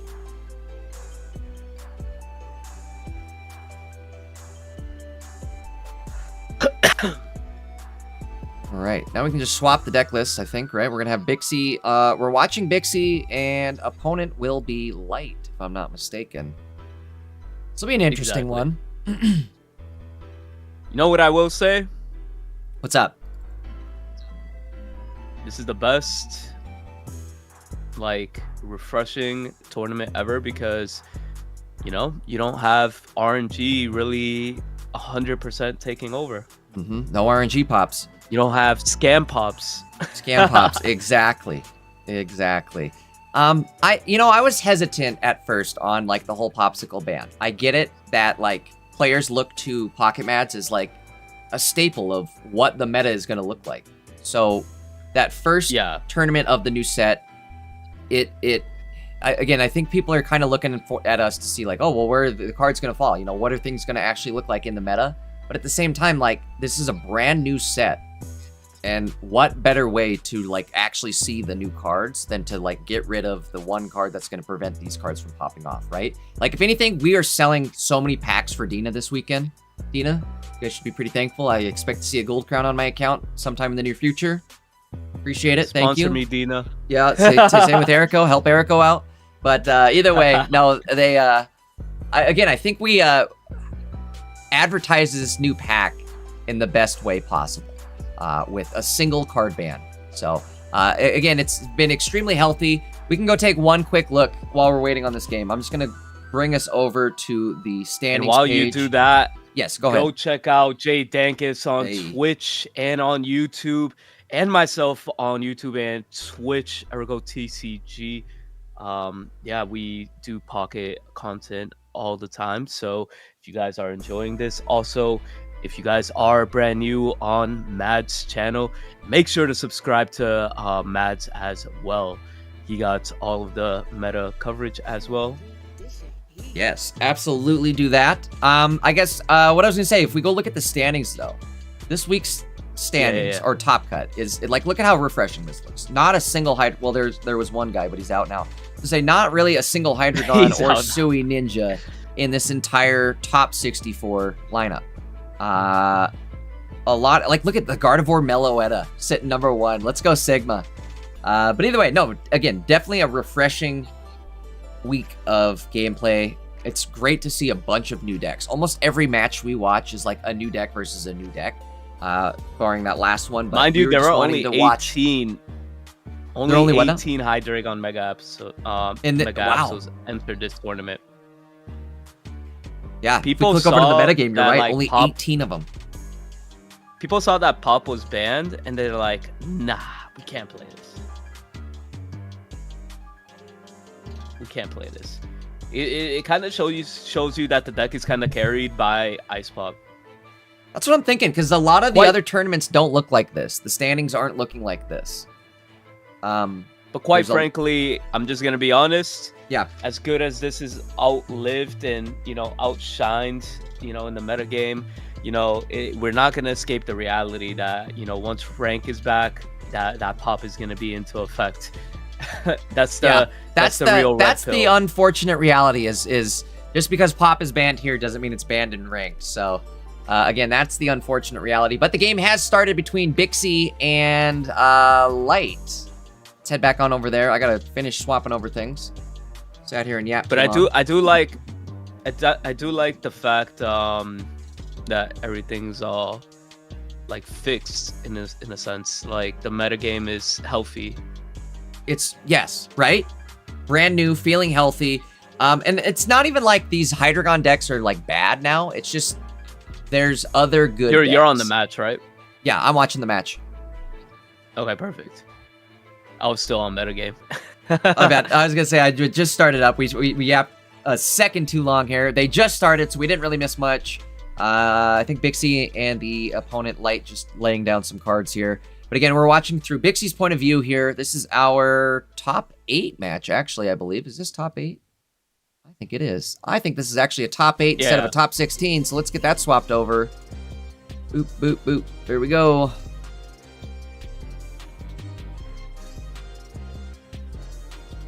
Not the best start for Bixie, but if we can top deck a Fridge, or excuse me, not a Fridge, a Baxcalibur, we'll actually be sitting really, really decent.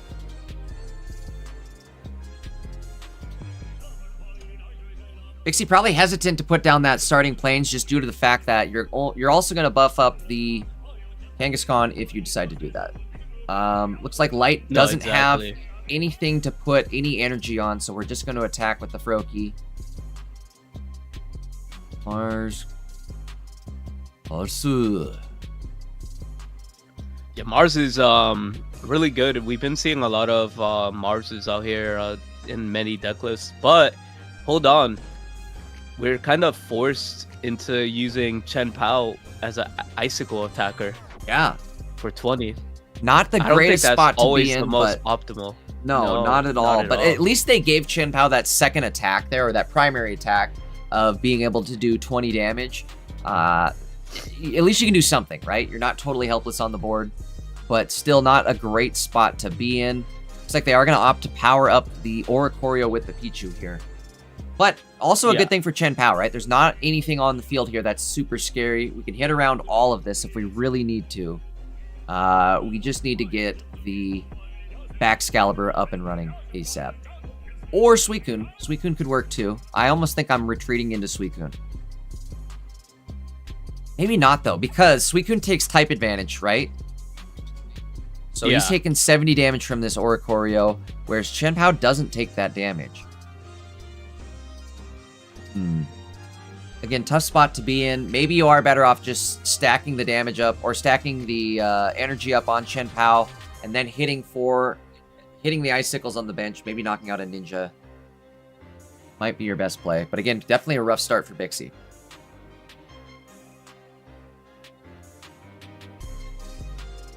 Okay, we are going to retreat, going for the card really draw. Have to pull up.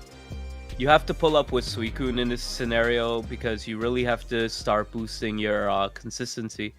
It's not looking really good, but at the same time, the opponent really has in a locked-in field. So, I mean, this is how this deck really plays, right? The Kangaskhan is just in there as an extra attacker.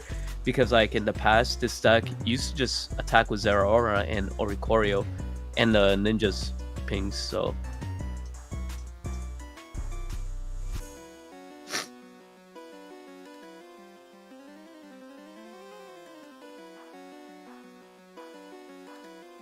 All this candy, but no Baxcallion in the deck. Or in our hand.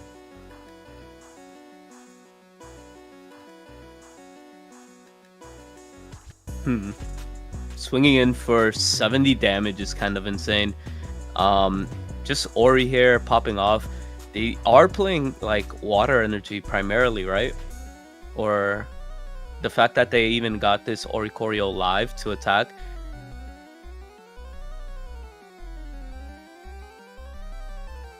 Thing is too, it also works with the Irida plays, and you know, you could actually attack with Greninja, which is the most optimal thing that you could do. Yeah, we do run the dual energy here, so we can at least attack with Greninja once that actually happens. I'm thinking maybe we're better off staying in with Chien-Pao and just being able to snipe your Greninjas. I don't know. I feel like right now, he really needs the Baxcalibur in order to do that, you know, crazy play. At this point, I'm starting to just stack up energy on Chen, and then, yeah, this Mars is a great play. You can't risk the Greninjas coming out. Oh, he's going to charge up the backs and maybe get around Oricorio. I think you have to. You have to get out. The 90 is, like, super valuable. My thought is maybe we just snipe the Greninjas. Oh, 10 seconds, so whatever you do it. I think you go Baxcalibur. Don't put it in the active. That makes no sense. You have the candies. You have the candies, and you're drawing like two cards essentially, one from here and one from your draw, and you get Oak off that. Professor's big. That's 3 cards coming in next turn. Which is actually not that bad. It's like you're gonna come in with 150 HP, swinging for 90.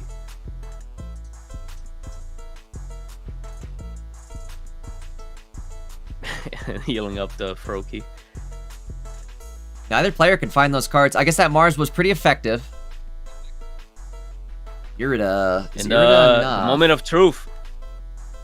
This is the moment of truth, honestly. Or, well, hold on. Irida's stalled, though, because Irida would be enough, right? To pop you up to 80 health. No, I think you just go all the way. Go big. There's the little fridge. You didn't get it. Didn't get it. Well, I mean, the game is still not over. I think you could give the energy to Pao. Oh, no, I guess you can't do that. I was going to say, here's what I'm doing. No, you could do that. You don't have type advantage. So I retreat, and I'm actually hitting with Fridge. That's what I'm doing. I'm going to put 20 damage in on this Oricorio. No, you want the card draw. I'm out of my mind on that one. Oh, he's listening. I sent it to him telepathically. He's not actually listening. That's crazy. As soon as you saw that, my eyes went down. I had to check. I'm like, wait a second. Is he muted? He is muted. That would have been crazy talk. Yeah, you see that Guzma? I could be that Guzma card. That one exactly. Boom. Big hit. All right, here we go. Where is this Bax at? Bax against the wall. Oh, I think Bixie throwing his phone against the wall. That's why we're not seeing any movement right now. All right, hold on. Once Bixie's done screaming, he'll go back to the gameplay. There we go. Phone, or did he throw his computer on the I guess that was a punch a hole in the computer. Yeah, he's on the computer here. Do you Irida here? You could Irida. It's kind of Oh, crazy. no. Oricorio really like walling out this deck. I mean, both players struggling to find cards here, right? Like, on the opposite end, Light also can't find a Greninja. Maybe has a king, Light but is the in a board's better blocked. position. Definitely in a Light better is position in a here. better position here.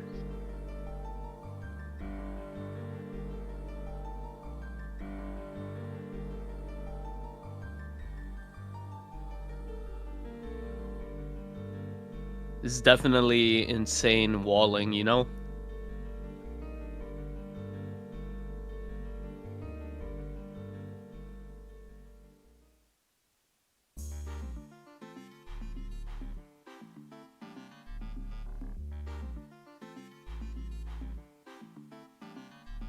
It's kind of nice that the fridge line, like both Baxcalibur and Shin Pao, don't have electric type advantage or weakness.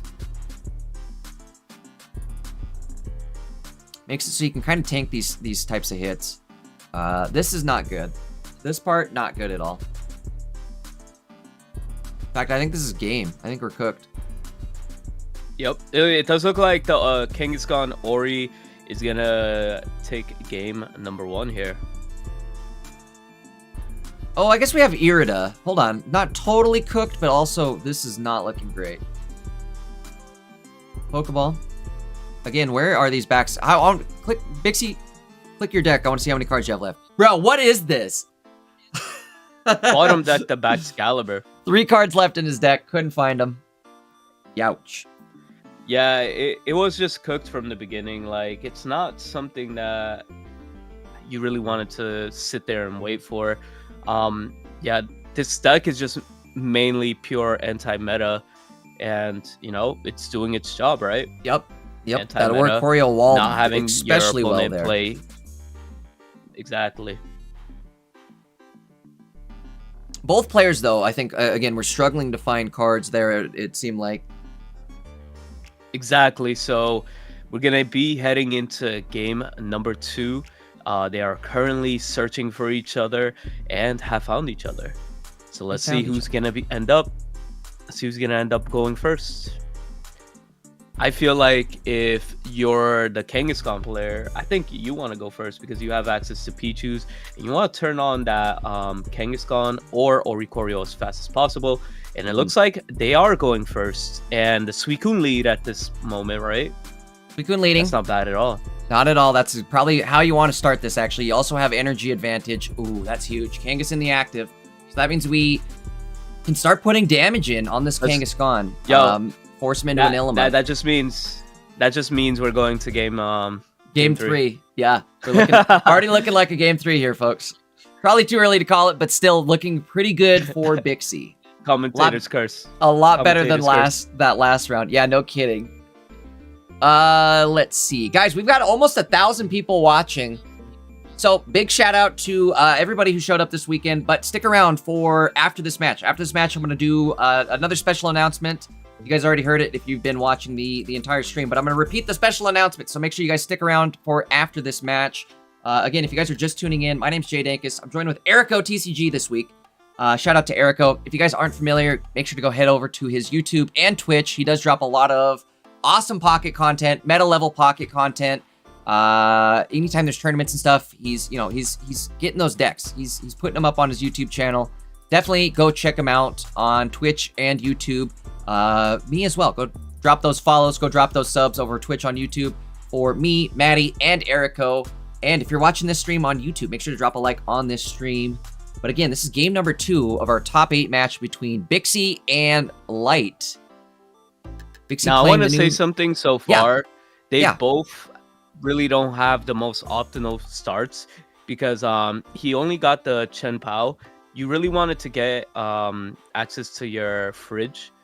I forget the rest of the name, but, you know, you want to set up that back Excalibur as soon as possible. I know you get the draws from Suicune and the other Professor's Research in your hand, but like the faster you have that set up, the faster you could deal with the Oricorios, and the faster you could start putting damage output to you know, to the, what do you call it, Kangaskhan, and getting rid of Ori for 90. Even if Plains is out, you know, doesn't really matter too much.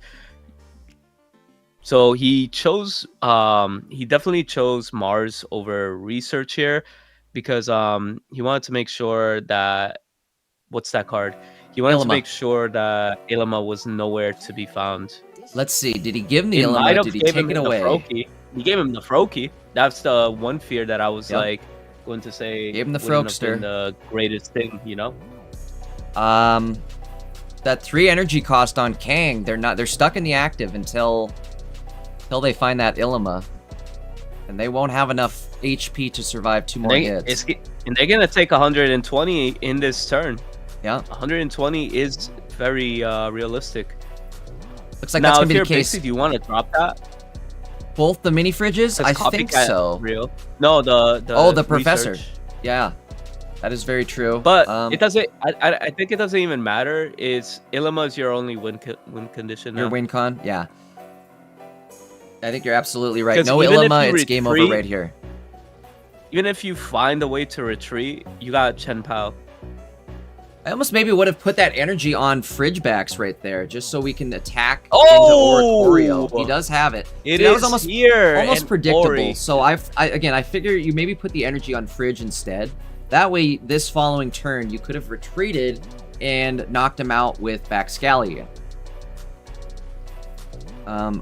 Maybe a slight misplay there, but I do understand like the want and the desire. Maybe this isn't a misplay because now we can retreat and knock out the Froakie. That's what I'm doing. Knock out the Froakie, knock out the Pichu, don't give him any option to build up, and then you can just take out the Oricorio at your own leisure. Pretty much. Do Irida now? You could Irida Cape right now, but maybe not. Yeah, the real threat here is that Froakie. That's what I'm thinking. At this point, Froakie's going to be the real threat. It'll be at least one more turn of them having to kind of set up in order to get the Kangaskhan going. So we should be okay for at least a turn here. Already committed. Now you got to do it. Oh, he's going for Pichu. And I like this play, actually. This is a good play. Because if you think about it, realistically, Froakie's only going to be doing 20 damage if it does evolve. But if you let that Pichu power up the Kang, you're in trouble the following turn.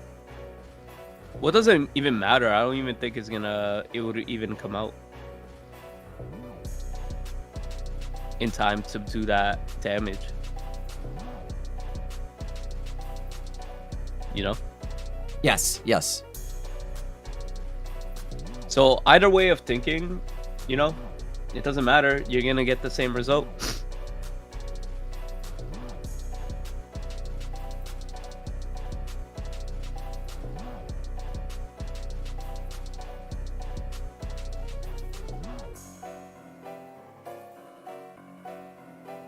I'm telling you, game number 3.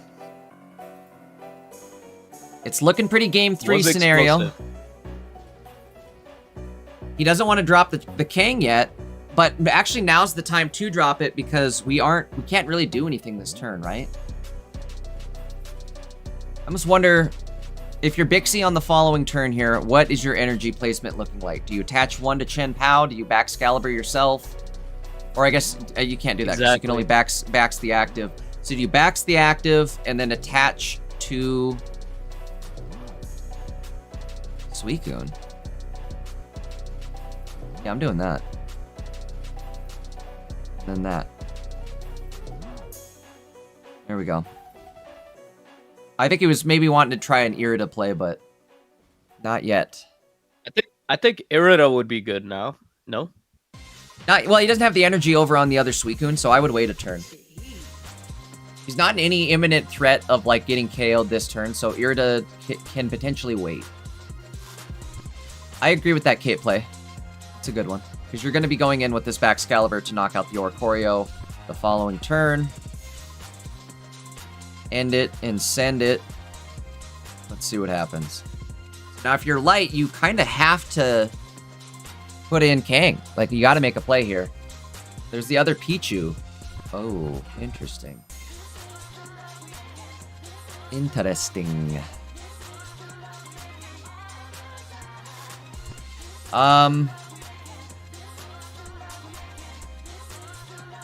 Well, the good news here, it's over. It's actually over, yeah, because Chen Pao can then retreat this turn. If he goes in with Pichu, we attack with Suicune. Knock out the Pichu. He has 2 win cons here. He either Yeah. kills the Ori or he gets rid of anything in the back. We're delaying the inevitable.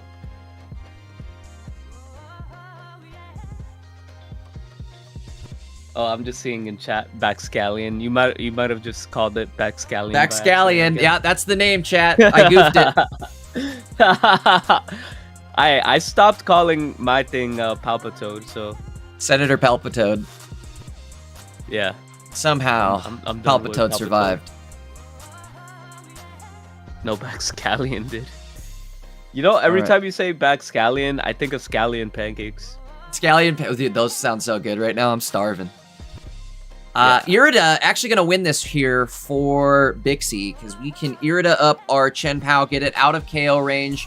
We could even attack with backs.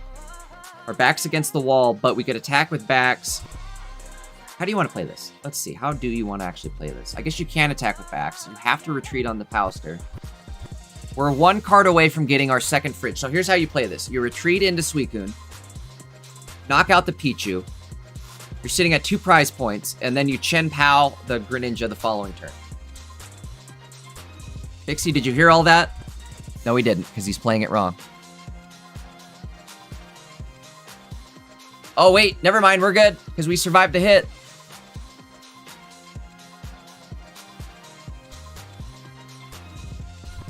Wait a minute. No, this is wrong. Why did we do that? That was a misplay.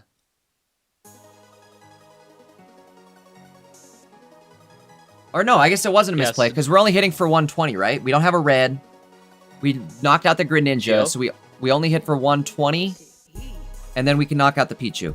That play was a little sketchy, I feel like, but made it work.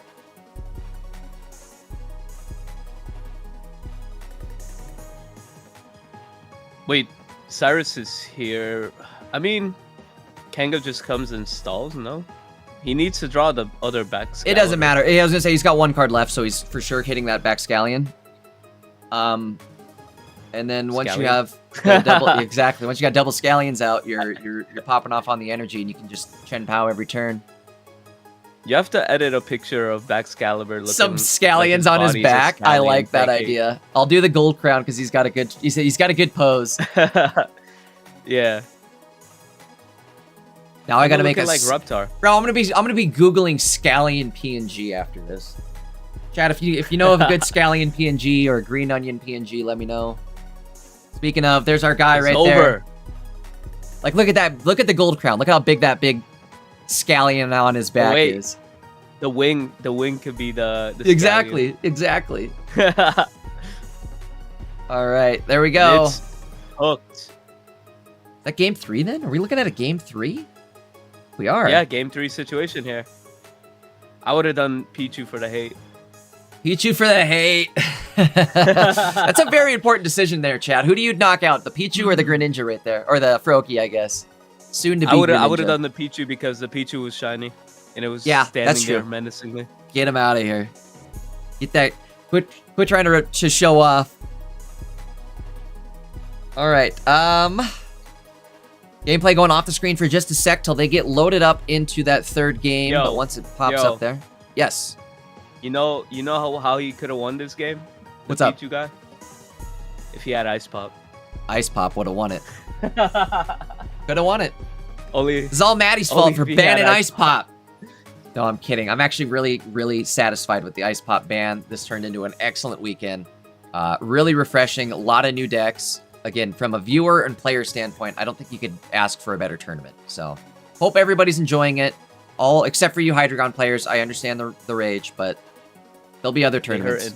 You guys had 3 months of this. You guys can chill for a minute.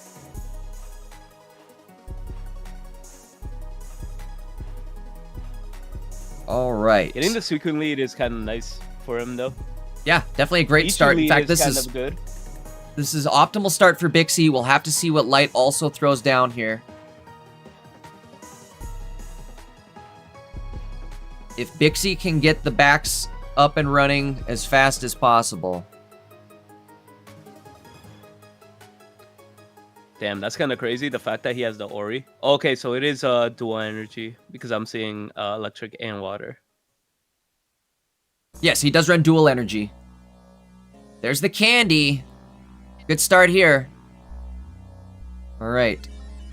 Energy on the Suicune. Now, the thing is that Suicune is going to be definitely going to get smacked for yes, easy for 70. Some right easy now, damage here. You're absolutely right. Not the best start here. Do we... Like, you don't have a draw engine right now other than Suicune. Mm-hmm.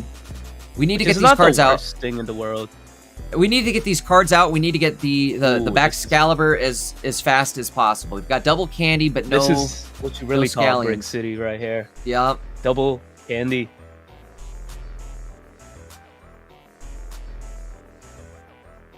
Wow, 70 damage, no healing.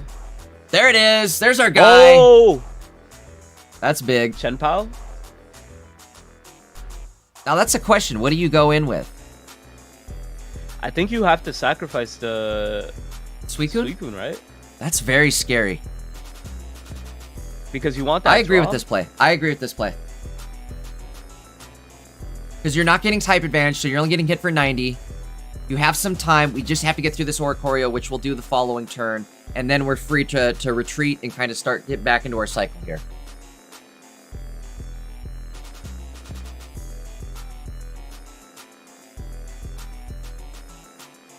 Giving the water energy to the Froakie. Do we have the rare candy though?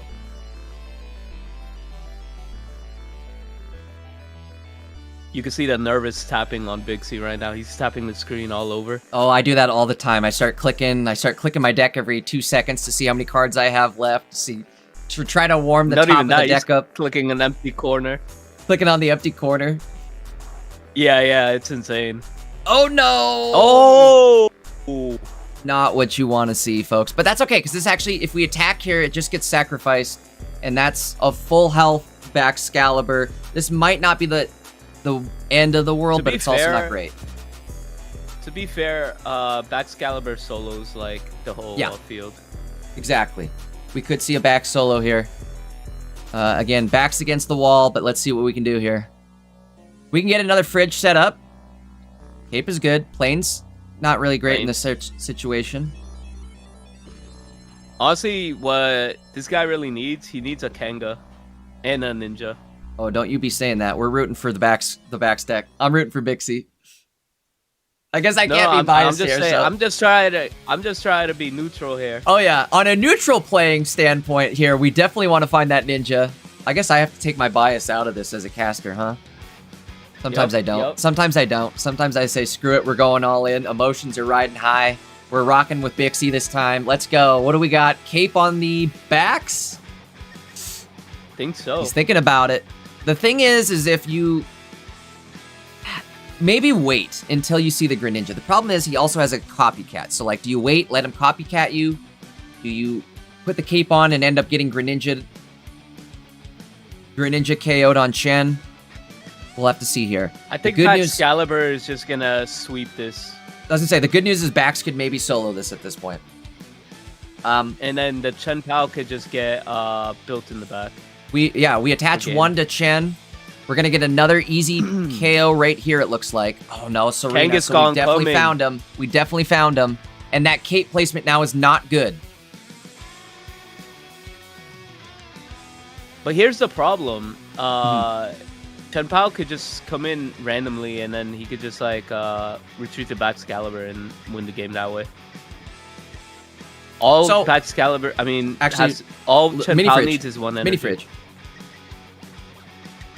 We hit the other one. Oh, really? I don't know about that. How do I feel about that one? Ice Maker going out front. All he has to do here is just swing, honestly. He doesn't play a Sabrina, does he?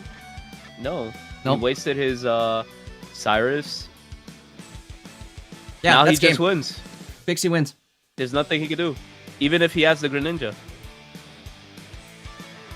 Because he wasted his Cyrus. What the back solo. You got the big backs. I want a big back. I got a big back. Hey, we even hit the Greninja, but like you said, it's not going to matter. We're going to have 130 damage coming out next turn. And that'll be enough to solo. Wait a sec. Is this enough to KO backs? It's not, right? No. No, he does 140. Or 120. 140 with the ping. Excuse me. All right. Yeah, he needed like a Geo. He needed another Greninja, but it's over. Wow. What a game. That worked out almost perfectly, right? For Bixie. If he had access to like a cape, then he would have been in trouble. Yep. You're absolutely right. A cape would have been all that they need to put Cyrus that Greninja over the top. Cyrus was definitely wasted way too early. Mm-hmm. Good games, good games. Great games. I think maybe they threw that Cyrus early just because they were in fear of, like, they didn't have the card yet. They didn't have Kangaskhan yet. So it was like, what else do I do? This is my only play. So I get the play. Oops, wrong person. Grats to Bixie. Grats to both players, but Bixie moving on to our top 4. But to be fair, they ended up having the cards they needed to win, right? Pixie had the rare candy play live. All right, guys, I'm going to go into my announcement. Stick around here. Let me pull it up real quickly. Why do I not have it ready? There it is. No, it isn't. Oh, my lord. Sorry, folks. I don't know why I lost it. Okay, here it is. Next weekend, there's going to be no Pocket Mats, but there's going to be something better than no Pocket Mats. We are actually collabing with PGL for the 30th Pokemon anniversary. It's going to be the biggest tournament in the history of Pokemon Pocket. But we need your guys' support to make that happen, right? We need everybody to enter the tournament. We need everybody to show up next weekend. It's going to have a $1,500 prize pool, you guys. $1,500. Plus probably 30, I think, what are they saying? 30 full art cards going out as well. So $1,500, 30 full art cards. There's going to be a bunch of prizes going out. Plus 30 Professor Oak cards in a raffle. So you can even win a Professor just by showing up. You don't even have to win the tournament. But either way, guys, next Saturday, this is happening instead of Pocket Mads. We're doing this anniversary. I believe Taj is going to be back next weekend, so I think it's going to be me and Taj casting this one. Should be a fun time. Again, make sure you guys are registered up for this one. Go do that now. Or just show up next weekend. Even watching is supporting the channel, is supporting the entire event, so appreciate everybody who is going to take part in this. This will be a fun one. Erico, I think you said you're going to be there too, right? I'm definitely going to be playing in that. Can't miss out on that one. All right, guys, let's hop back into some gameplay here. I didn't see who's next, but we can find out. I'm going to keep that tab open because otherwise I'll lose it and have to find it again. Let's go to Jacob J real quickly. Hold on, don't start, you guys. What happened? Please hold, thank you.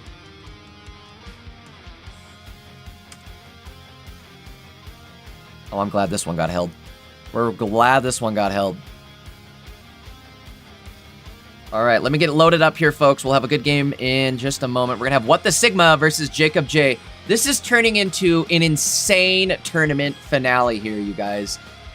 Jacob J versus What the Sigma. What the Sigma's going to be playing Gardevoir. Jacob J playing Magnezone Heliolisk. So both these kind of unique decks that are probably only popping off due to the lack of Popsicle, right? So again, if you guys are appreciating what you're seeing, it's likely due to the fact that there's no Popsicle. Just throwing that out there.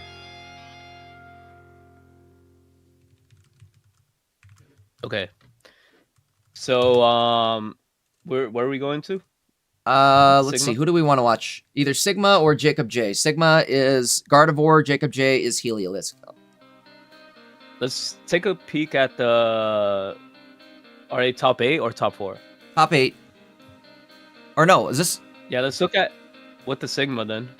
Hold on, let me make sure this is top... I'm so sick of my tabs being all goofed. I am so sick of my tabs being goofed. This is top 4. This is our other top 4 match. our first top 4 match. All right, hold on one sec. Hold on one sec. I gotta tell him to start.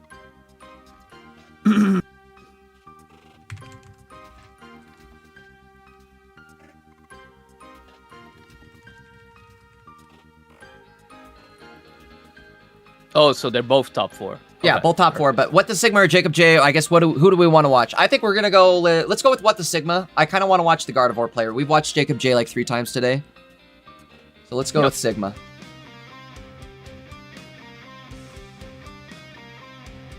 All right.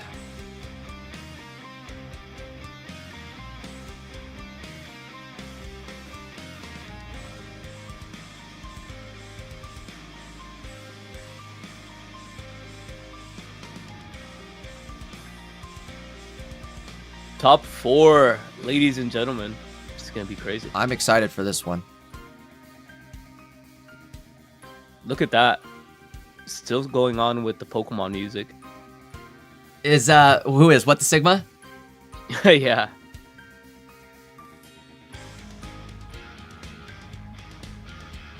All right. What the Sigma loaded up on screen. Want to let the players know they are good to start here.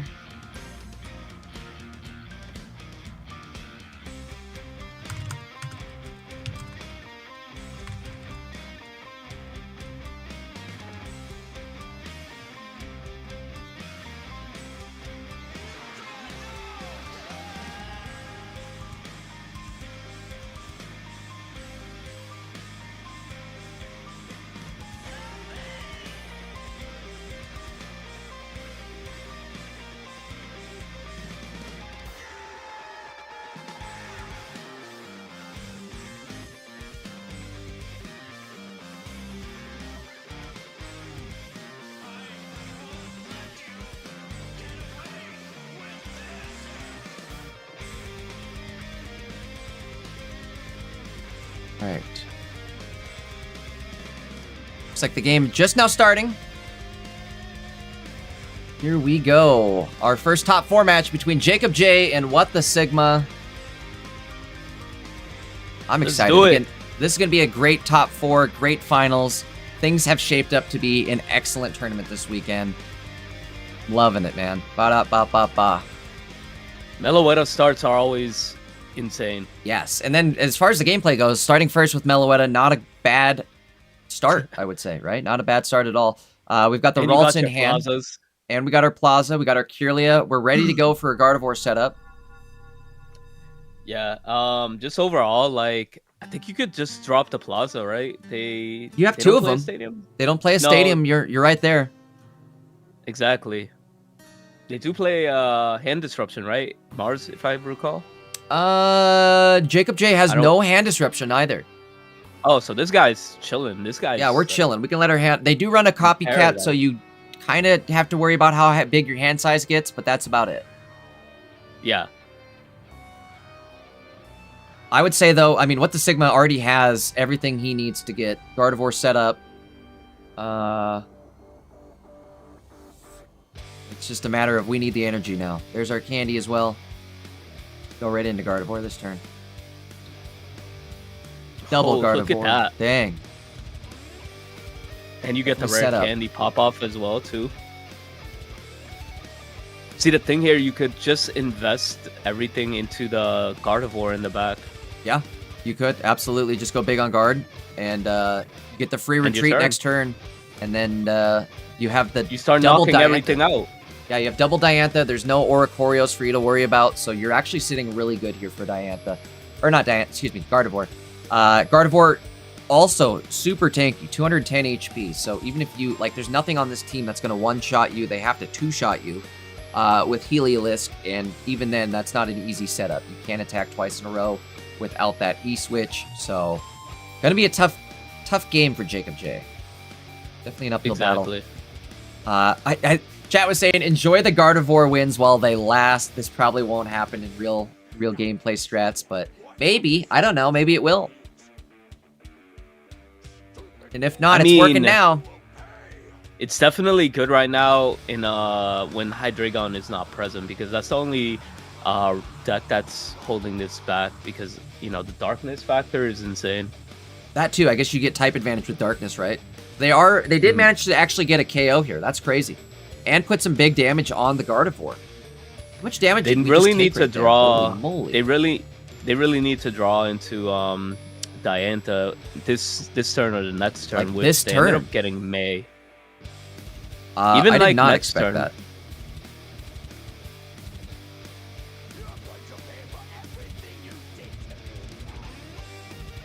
I feel like you split up the energy, right? You give the energy in the front for Gardevoir, and then the 2 in the back. I think that's a good plan. That way you have a little extra to heal yourself with. And then the benched one's also set up as well. I think what I'm doing right now is well, it's already too late to do that. But I would retreat the Gardevoir as soon as possible before it gets put into KO range. That way, like, you have more HP to work with without worrying about Cyrus. But it might be too little too late. We're going to be put down into KO range here. Well, it depends. He needs to draw the Magneton. He's got to hit that Magneton. He's got to hit the E-switch next turn, too. A Magneton E-switch, or else we're kind of cooked, right? Yeah. Sort of, though. Also, Cyrus. Another strength of Jacob J's deck is the fact that it's a 3 prize point deck. So, there... Ooh, we didn't get it. We didn't get it. We have a turn to stall. Although, all it takes is a single Magneton hit at this point can knock out the Gardevoir. Actually, a Cyrus. Because Magnemite hits for 30. Yeah, that's what I was saying. A single Magnemite hit is enough to knock him out. Gonna retreat here. We'll hit with Gardevoir. Should be enough to power up the Xerneas on the bench here as well. I don't know. Again, we're dodging the Cyrus at this point. The good news is they don't have energy to even retreat into the Magnemite, so there is no attack coming from Jacob J. Oh, wait, but if we KO... Ooh, very scary situation here. Do you gamble the KO or not? I think you have to gamble it while you can, because if you wait, the longer you wait, the worse it's going to get. I mean, regardless... Oh, they passed! Interesting. No. That's insane. So does that mean we're going to see a... I mean, we could see the whole line here. We could see E-switch Cyrus. It's over? Because Cyrus is coming? Cyrus? Yeah. He had it all. He had it all. That's crazy. That's the line right there, folks. He had it all. Game 1 going to Jacob J. Yo, this Helio might actually be in grand finals. That's kind of crazy how good it's doing, right? That's insane. I mean, it definitely caught me off guard. That's what I'm thinking too, is maybe he's winning because he's catching a lot of people off guard. I wonder if just a lot of people don't know how to necessarily handle him. You are playing like a 1-1 Magneton, and you're only playing one Magnezone, which is kind of crazy.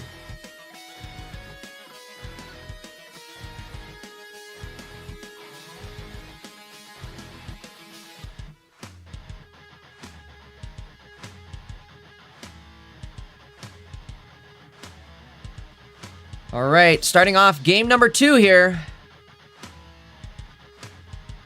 Another Meloetta start. That Gold Crown Meloetta finding its way to the top of the deck every time. They are stuck going first, though, and that kind of stinks because this Magnemite does do a decent chunk of damage. No, exactly. I mean, they ended up getting like a nice little start here, right? They have the Plaza. They have the Xerneas. We don't have our Ralts yet, but we can live without it, I suppose. Well, I mean, when I say nice, I mean at least they get to search for what they need. They are going to be able to search, right? It's not like they're not completely bricked here. I was going to say I agree with that Meloetta play, just so you try to limit your copycat. A big copycat for Jacob J would be super helpful. This is still good for copycat scenario. Yeah, definitely it's still a good copycat. 4 cards is definitely good.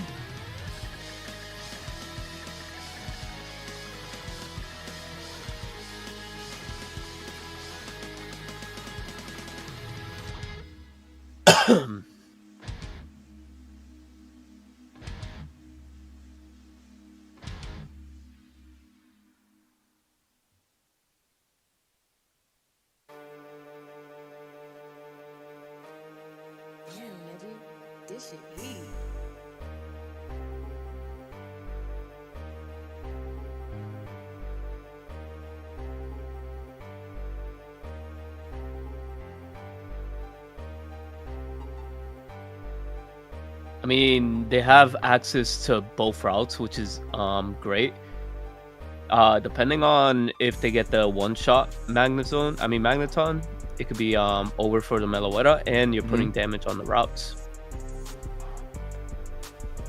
Pixie, or not and the Pixie, excuse backpack, me. the backpack could put a lot of pressure. A lot of on heat the on there routes too. as You're well. right. You're right. I forgot about the backpack play. I was gonna say, what the Sigma actually looking a little bit better this turn, but maybe not.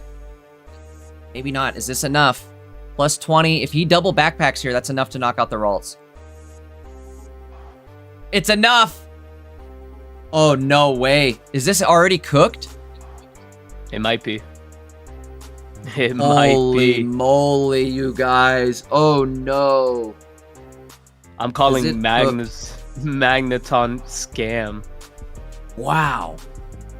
Jacob J with the cook. Where did he get this from? Pull this one out of the lab. We do have one more chance here at pulling off a Gardevoir, but it's gonna be tough. We're also gonna take some damage regardless due to this Magneton, and give Jacob J another turn to set up the other Magnezone.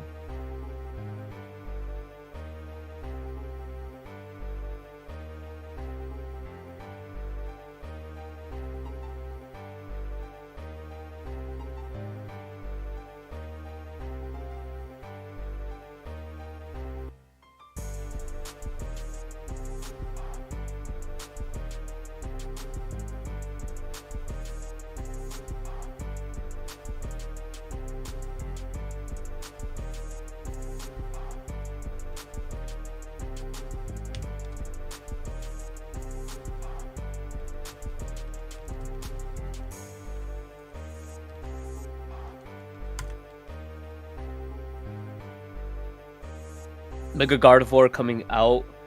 I mean, it seems a little grim. I'm not gonna lie. Yeah, things are not looking too hot. That's for sure. We do You're have one Cyrus away from losing this game too. Absolutely. We do have the Diantha at the very least, but let's see. If we can't make it through the following turn, it's over, right? Yeah. One going on the active, two... Ooh. I almost think none on Meloetta. Because you need to heal that. Does he have the Cyrus? Does he have the plot armor? Is he gonna end this right now? Do we do it, folks? Is the meme coming out? And I'm sure the Meloetta one was to knock out the Magnezone with the, retreat of the Plaza. After getting hit. Yeah, it's just scary because, at that point, you're tanking with a Meloetta, and that's never a good time. I think we're dodging a Cyrus is the only way we win this for what the Sigma, unfortunately. We have to dodge that Cyrus,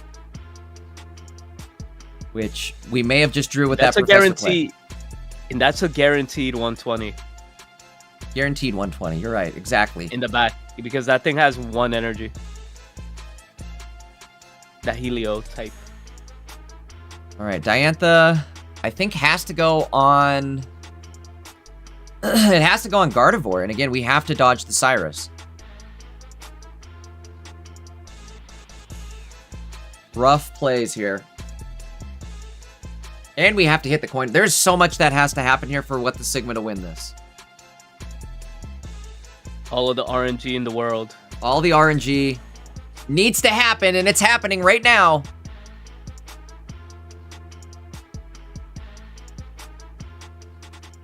We do have another Diantha. So there is still some hope. The strength 2 of Jacob J's deck is it's a 3 prize point deck, right? So you have to get through all 3 of these Pokemon. It's not like you can just knock out 2 and you're done. You have to get through 3. So even if we get through this Helioptile, I'm there's sensing potentially... the Cyrus. Do you think there's a Cyrus play? Even if there's not a Cyrus play, we can always Paralyze too. That's another strength of this deck, is Helioptile can stall with the Paralyze. Give you another turn to get that Magnezone set up. Let's see what happens here.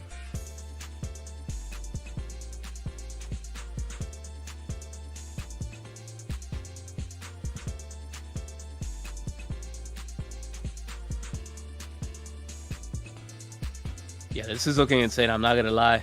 Yeah. Oh, there it is. Magneton.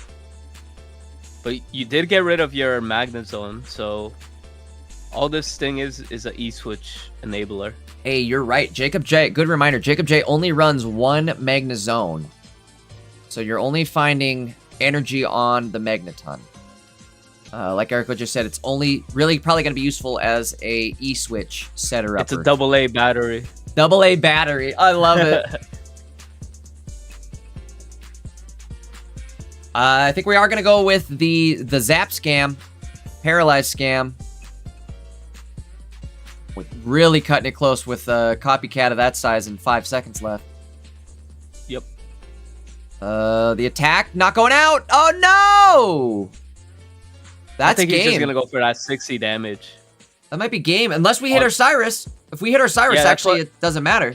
That's what he's doing. That's exactly what the copycat Oh, he was. did. There's He 2 did. cards left in his deck. There's no way. Unless The one he in- bought him. 1 in 2 chance here, folks, that it's a bottom card.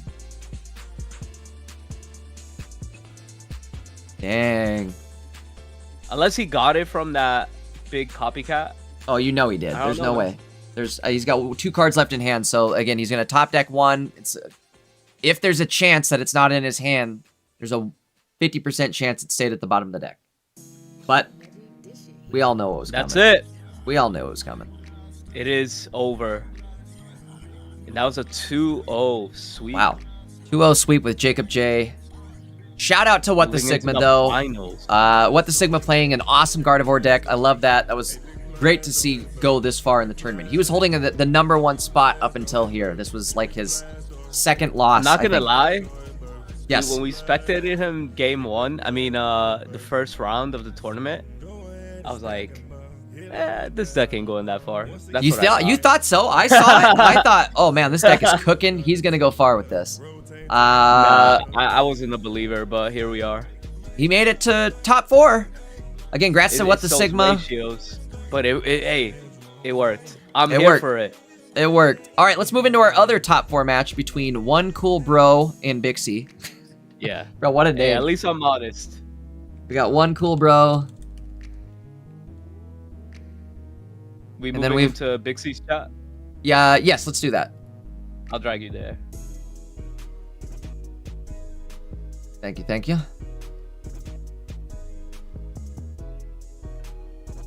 You letting them know they could start? Or whatever? Yeah, give me 1 second. I'm just getting into the the matching and all that stuff. Oh, I think they're already searching. No, Nope, they're not. He's Bixie's fixing. He's trading. grabbing a card. He's yep. Looks like they're trading Penny for a Goldango, Rainbow Rare Goldango. I just exposed that trade. Yeah.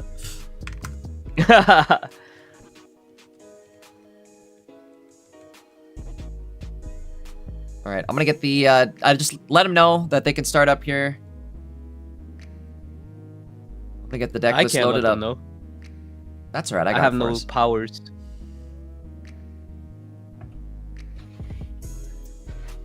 Now we ban Cyrus, right? Now we ban Cyrus. Then we ban Greninja. We ban And we everything. just banned the whole game. Exactly. We ban everything but Charizard. Ban Swablu. Ban Swablu. Get him out. Definitely ban Swablu. At least the sleep one. Get that crap out of here. I think chat might be okay with that one, actually. A ban on Sleep Swablu. A ban on... What else is annoying? Ping Greninja. Just ban everything that's annoying. Just ban out of existence. Exactly. Will you let me know when the game is actually going? I don't have it pulled up yet. No. Yeah. Loading up in the background here. They're not even searching each other. Okay.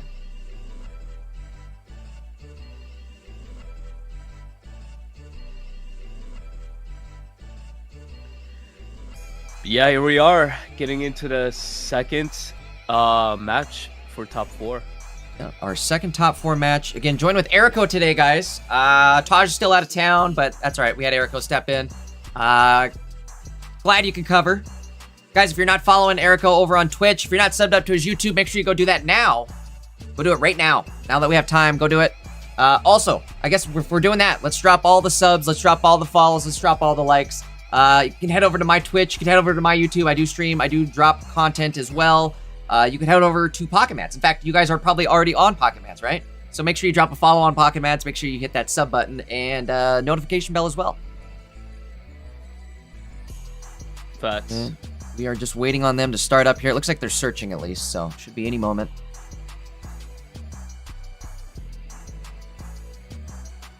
Great turnout this weekend.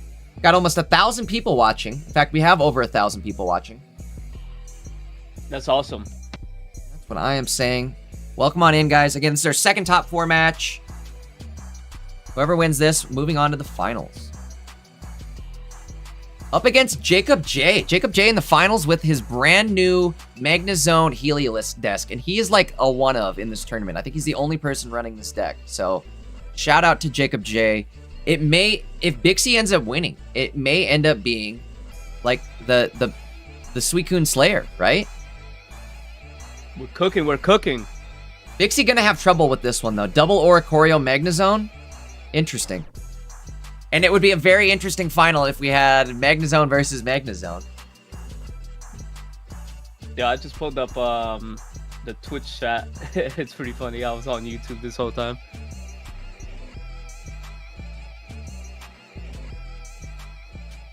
Yeah, we're still waiting on our opponents to search each other. Probably not ready. I don't know.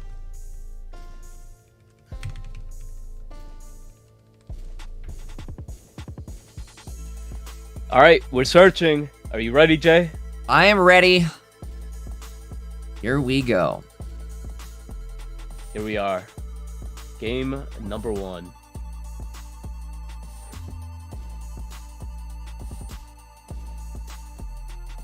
All right.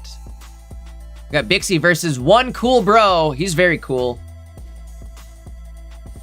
Just one cool bro? Just one. He's by himself, but he's cool enough to handle it. Kind of a rough start here for Bixie. This is not the start you want. Going first as well. Oh no. Oh no. Oh, is this gonna be an Ori in the fight? Potentially? Do you drop that? I mean, do they run a cape? They run a cape, so this could end up costing you 2 because now that Oricorio could get up to 110 HP. Not sure how I feel about it. But you're cooked either way, because what do? Do you let them get a big copycat off of you? They do run double copycat. Or do you put this Oricorio into 110 HP range? Yeah, that's right. Looking kind of oh, rough. No! Straight cooked. So not good. It happened. Cool Bro didn't drop a Pokemon. Icicle into nothing. That's the only insane. The only good news here is that Chen Pao's 2 energy away from being able to snipe out that Magneton. That's crazy. There's the little fridge. Oh. Okay, hold on. Not terrible. Actually, I'm putting that energy on mini fridge. Put it on the mini fridge so you can get through Oricorio. Yeah, I think that's the play. Or maybe he wants to get the magnet. I mean, it doesn't matter where he places it, because he could still get the 130 damage off on the back row. Yeah, with the charge. Animation stuff.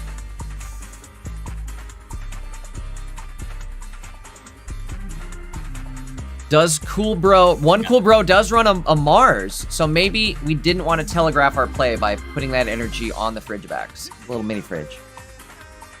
That is kind of true. But does he play it? Unfortunately, Cool Bro did find the Magneton, so we're like ready to go here next turn.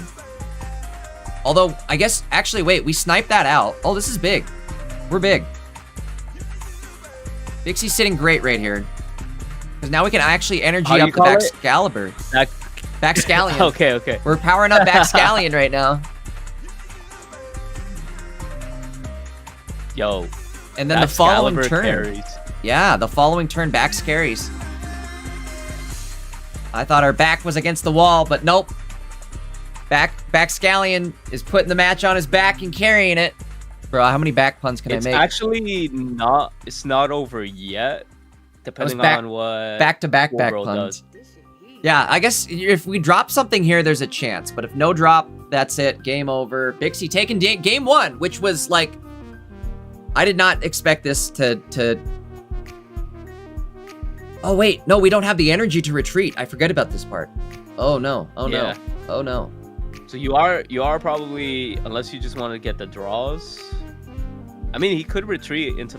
Is this... He see, could now just that- sacrifice it. I was gonna say either sacrifice or is this bait with the Oricorio? Like, are they trying to get you to put this Baxcalibur in the active while they load up the bench with something else? We see Cyrus. Nah. Honestly, Drop that would be the the other best mag. play that Coolbro could do, is if he drops another Magneton or Magnemite and a Cyrus right here. Oh, Okay, why did I say Are we it out there? loud? Why did I say it out loud? Why did I say it out there loud? it is. All right, well, I We spoke got a- that right we into got a game. existence. We have a game. Yes, we do have a game, actually, because... Excalibur has to be the one that comes out because you definitely need to get rid of this threat as soon as possible. Yes, they do have double Cyrus as well, so there is the... You can't really run, because there's the chance of another Cyrus happening.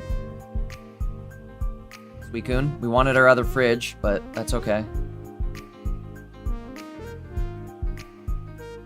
Power up herself. Get one of the Suicunes ready to rock. Good news is Suicune sits at 160. We do need to make sure this Baxcallion does not get KO'd, though. Now I Big can't part. even Actually, wait, tell this if is you're game. doing it on This is purpose or game. not.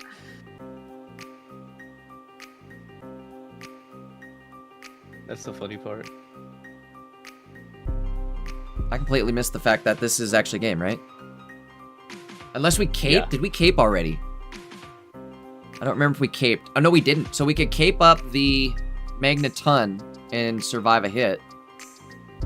Again, I gotta quit speaking this into existence. I don't see it how doesn't way Coolbro wins. There was no way out of that hole. It might be a Bixie finals here. I've been kind of rooting for Bixie the whole tournament, so I wouldn't be mad at a Bixie final. I kind of want Bixie to win because I don't want to see two Magnazones fight. That's my other thought too, is like, if Bixie doesn't win, we have two Magnazones in the final. Which, I don't know if that's the outcome that we intended with a popsicle ban. That would be bad based on chat. Everybody's like, Yup. ban Popsicle for Magnazone finals. That's crazy. Although it's kind of crazy, like, there's not a lot of Magnazone, but I don't know. I don't know. I'm just gonna be honest. That deck is just boring to me. Magnazone? Yeah. I kind of agree. It's I like kind of agree. watching. It's like watching Solitaire. Yeah, Or am I honestly, it is. Like, it's very, like, there's not a lot of thought in the card play. It's like, if it lights up, play the card. You know what I mean? If it lights up, click it. Starting off our game 2, though, in the top 4 here with Bixie and one Coolbro. Looking great for Bixie. Look at this start. We've got the planes, we've got the cape, we've got the Suicune, we've got the mini fridge, we've got the candy, we've got the Baxcallion, and a Cyrus in hand. I'd say this is like a... I'd say he ends his turn here. Yeah, end it here. This is a tough call, because again, they run double copycat, so you run the risk of them getting a 5-card copycat off of you. But at the same time, you put the planes down, and you might knock out your chance to KO this Magnemite. Copycat. You spoke What'd it we into say? existence. Dude, I gotta quit. Your I'm curse, on your fire. curse. Your curse that- is coming. That cursed tongue or whatever. I gotta draw. If you guys watch JJK, I gotta draw like the snake fangs or whatever. Do you watch anime? Dude. Yeah, I know Yeah. what you're talking about. You know what I'm talking about. The Inumaki clan. Just because of you. Exactly, right? This is going to game 3 just because of you. Just because of me. Sorry, guys. I gotta cover the mouth when I talk.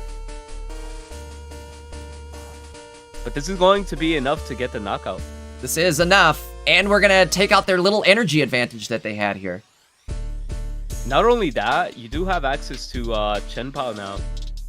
So Ori, does Ori really matter? Not really, right? Because we got Back's already up and running. Like you said, Chen Pao already up and running. We're gonna knock out one of the Magnemites and get a card drawn. What are we seeing? What do we see here?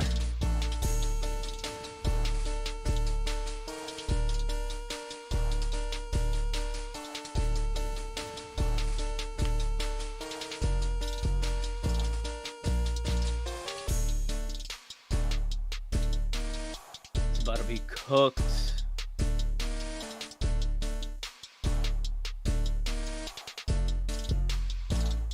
All right, Copycat coming in for 3 cards, but I think, again, not enough. Too little, too late.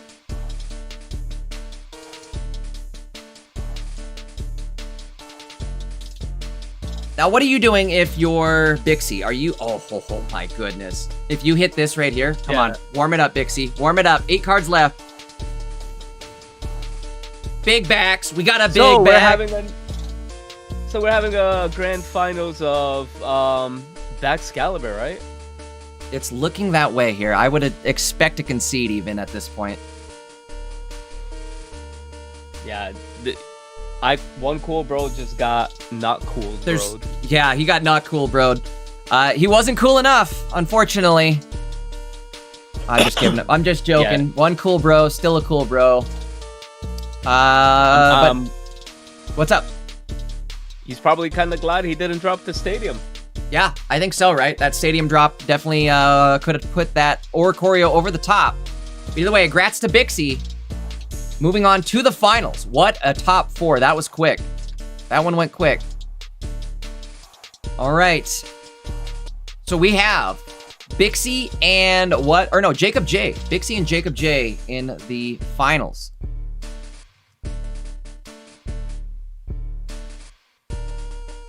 Let's head on over to the finals. Stick around, guys. This is going to be a great finals match. Again, super interesting, super fresh decks here. The Popsicle ban ended up working. I like it. I like where we're at.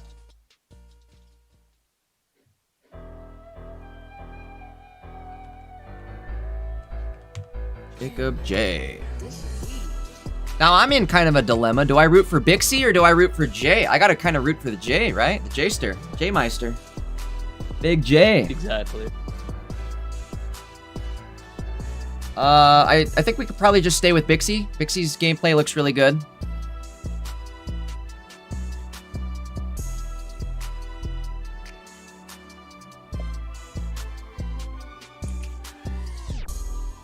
Should be just a moment here till we get into the finals, guys. So stick around. Make sure you got that stream liked. Make sure you drop those subs, drop those follows, all that good stuff.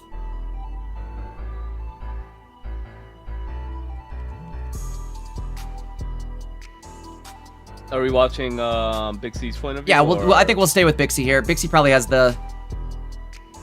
Well, we know he has very good gameplay footage, so I think we're safe here. I don't think Jacob J's looks bad either. Matchup. For Bixie? This will be a hard matchup for Bixie, yeah. Yeah, I think so too. This might be this magneton that hits the back row quick. Yep. This might be the fridge slayer. 140. The backbreaker, I guess would be the way to put it. This might be the backbreaker.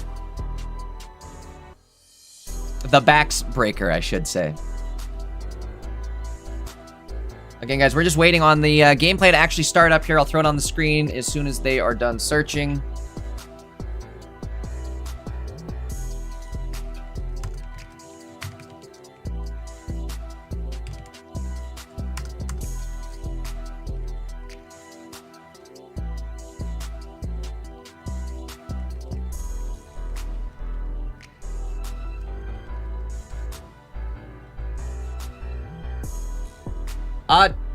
Erico, I think they need 2 seconds before they start. I also need to go grab a glass of water that I didn't do 4 rounds ago, so I will be right back in like literally 5 seconds. But I've got my earbud in. If something starts up, just yell at me, okay? I'll be back in 2 seconds. All right, go for it. All right, ladies and gents, what do you guys think of, Baxcalibur versus Magnezone. Like, is this the outcome you guys were waiting for? I think, Baxcalibur got a really good chance to actually showcase what it could do. Not to mention, in the previous tournaments in general, they have been performing really strong in general. So I just think it's pretty good. That being said, they're just taking a little bit of a break before they get into grand finals. It's definitely going to be the best 2 out of 3. And yeah, the fact that we made it this far is insane. So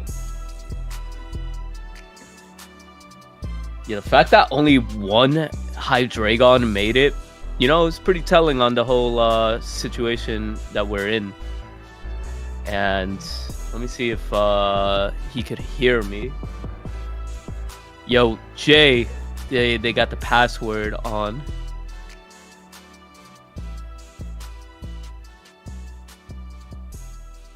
The Ice Sage deck. Kind of ironic. You ban the Ice Pop, but the Ice deck makes it to the finals. No matter what happened, there's an Ice deck in the finals.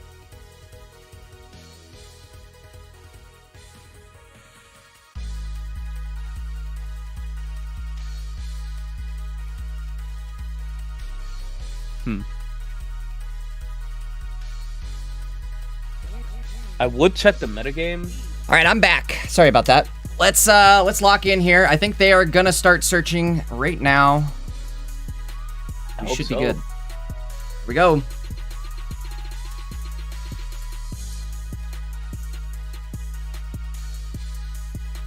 Twitch is going for Baxcalibur. Twitch is rooting for the Baxcallion, huh?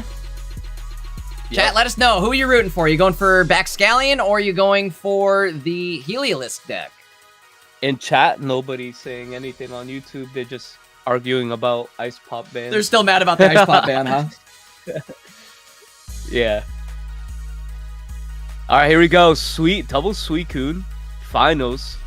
Heliotype. That's anti-Suicune right there. Oh no.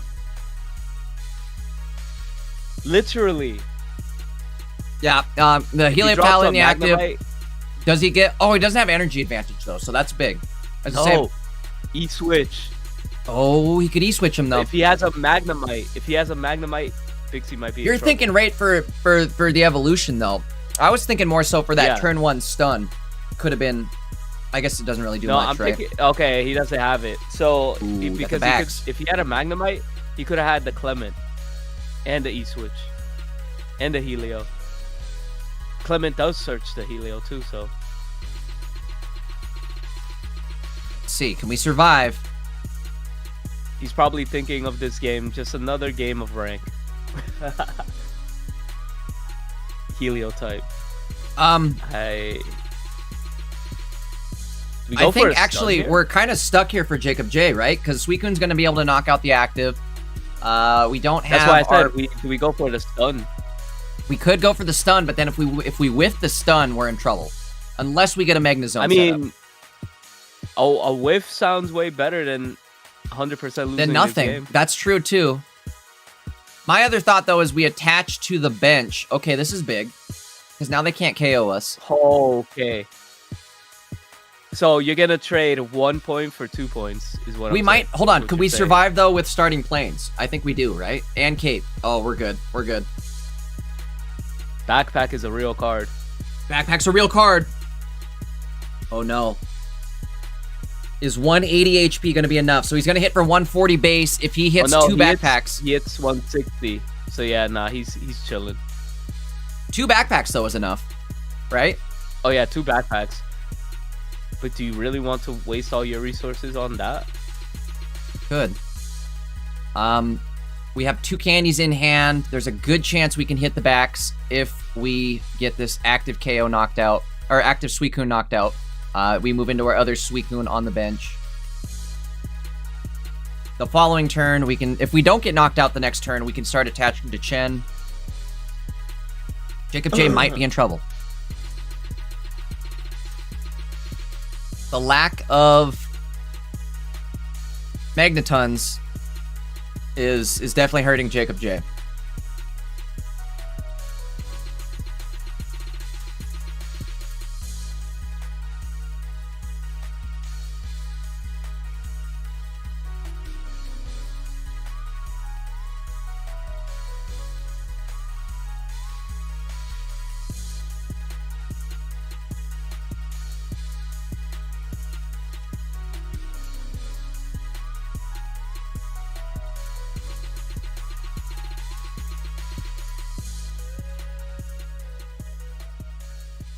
Okay, so we have our other fridge ready to go.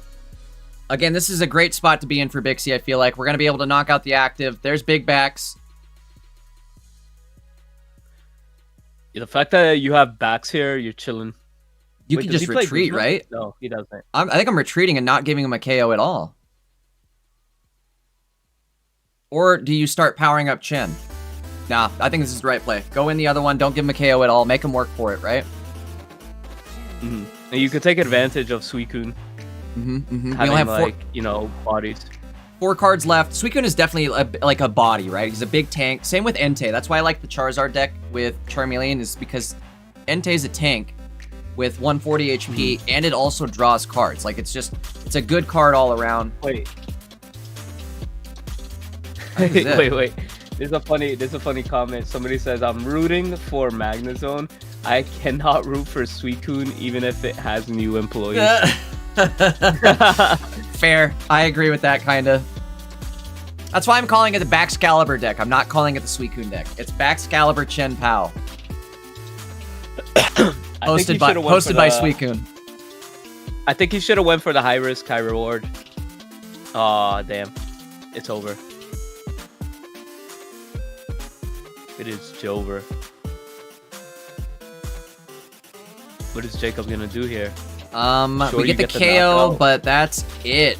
Bixie taking game 1. All right.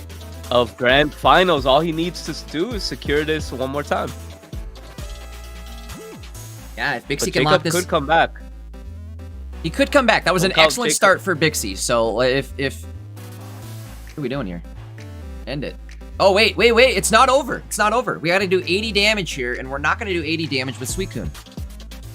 Oh yeah, his It's planes not is actually hurting him. Yeah, the planes are hurting. But it's not like the Suicune is gonna be able to get knocked out. No. I think I'm gonna Mars here too if I'm Bixie. Bring him down to 1 card. And then that should for sure kind of lock it in, right? Not only that, For but sure, it's like over. Suicune's gonna be sitting with a cape at 180 HP. I am definitely upgrading my Baxcalibur Chen Pao deck into what Bixie is running here. I like the double cape starting planes. Being able to survive all those hits is Bro, magnificent. I like how you say that. Very grand finals. The Charizard, Lana. I'm gonna change my deck to that. Oh yeah. And then he said it again for The Charizard Lana one, I wanted to try it, but it was so not good. But this one, I see the power of the cape stadium. And I think a lot of players were, because the first deck to pop off and win a tournament, they were running Team Star Grunt, the new Team Star card, and it's not. Yeah, that was kind of odd. I think it's because not of great. Hydreigon exists in the meta. Again, I think it was a new card. The player was like, I'm just gonna throw it in here. It sounds good, and they ended up winning a tournament with it. So I think it was like an accidental get thrust into the meta type situation. Because I saw a lot of copycats do what I do, which is like, what was good in the tournament? Oh, they did good with this. Let's try it. And I tried the Team Star Grunt, and again, that was the one card where it was like, this isn't it. So, ooh, the double backs.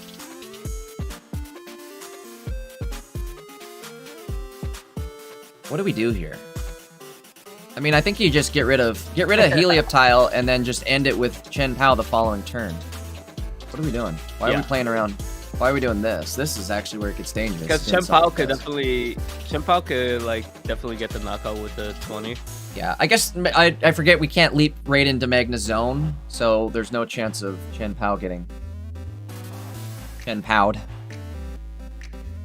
I think you want to get rid of the Magnemite. The Magnemite's not scary this turn, and it can only evolve into a Magneton with 80 HP next turn, so that's not... I think that's what he's going for. I would say you definitely got to get rid of Helioptile. You got to get rid of that thing, because that's what's going to win the game. Magnemite going into a Magneton isn't really that scary. You'll be okay. So I think at this point, we've got the game secured. We'll be able to one-shot the Magnemite, or Magneton. That'll be game 1 to Bixie. No, game 2. Oh my god, is this game 2? We're heading to game. Is it? Hold on, I gotta double check, because this was... Okay, we're heading to game 2. I think it was. We're heading to game 2. I marked that way too soon. I'm tripping.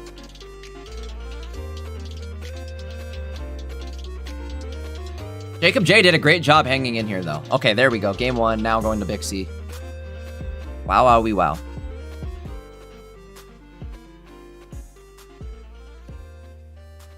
Okay, moving into our second game of the Grand Finals.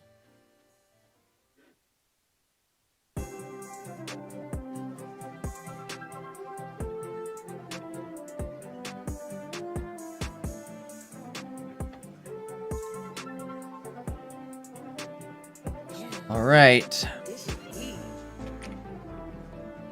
Here it is, game 2 between Bixie and Jacob J in the finals of Pocket Mads. Number, what are we on? Number 22, I believe. Haldean Premier, number 22. $200 prize pool to whoever wins this. Bixie starting off with a pretty decent hand, I would say, actually. We've got Suicune in the active, Pokeball, Double Candy. So we're ready to go for any evolution that we find. We just have to find those evolutions. Hey, there's our guy. All right, Professor first. I totally agree with this. We just need basics. Professor before Pokeball. That way you have a better chance at finding those basics, but we didn't find any, and we found the wrong basic. All right, not a great start. Could have been, but it wasn't. So we are taking a quick peek here at this, start where, the Suicune player, you want Suicune as fast as possible. There's no Oris you get to draw. The problem is Jacob could pop off with a what do you call it? Needed to throw that cape. Copycat. Yeah, he needed to throw that cape so that the copycat here doesn't turn into a 7-card copycat. Yes and no, because like the giant cape kind of matters in the late game, where you place that, because like the Suicune is gonna take 50 damage no matter what right now. So it's gonna be in a situation where it's gonna be like 2-shot, 1-shot, whatever. I do agree with that. I like that, and that's why I like Bixie's deck, is the fact that he runs the double cape. Because remember getting Suicune to 180 for the Helio? Yeah, absolutely. Knockouts? No, I was gonna say that the double cape gives you that wiggle room of being able to play those capes early. I feel like, as opposed. Ooh, do we want to Irida now, brick. Or do we go Mars now? This is actually brick. I'm sorry. This is not looking good for your boy, Bixie. Could be okay still. We just Mars Giant Cape. We could still be somewhat okay here. It's not great, but it's not the end of the game yet. Are we going for the Mars play or the Irida? Maybe go Irida. Irida's the safe bet, that's for sure.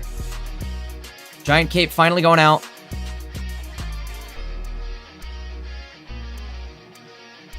Back up to 150. We need some cards. Where are the basics? Well, at least research is gonna, get you somewhere next turn, right? Exactly. At least we're getting some card draw. We just need to find the right cards now.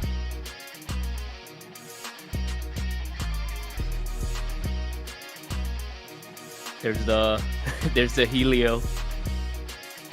Oh, we got the scam Magneton. Holy moly! That's what I call it. The scam ton. Tons of scam. Does he have the backpacks in order to pop off? Oh, nah, you saved the backpacks, in my opinion. The fact that this Magneton has a 2 retreat cost is insane, by the way. I'm just noticing that now. The Magnezone? Or the Magneton, I'm sorry, not the Magnezone. Is that what you said? Yeah.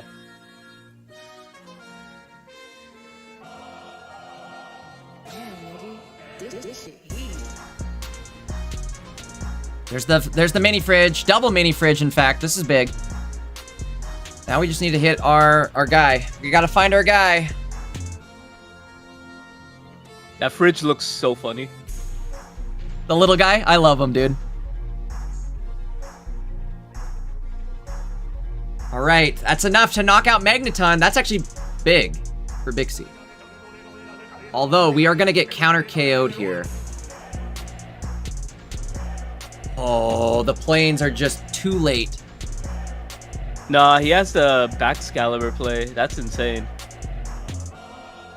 He could Cyrus scam too. Is he gonna have enough energy though? Because he's gonna get KO'd here.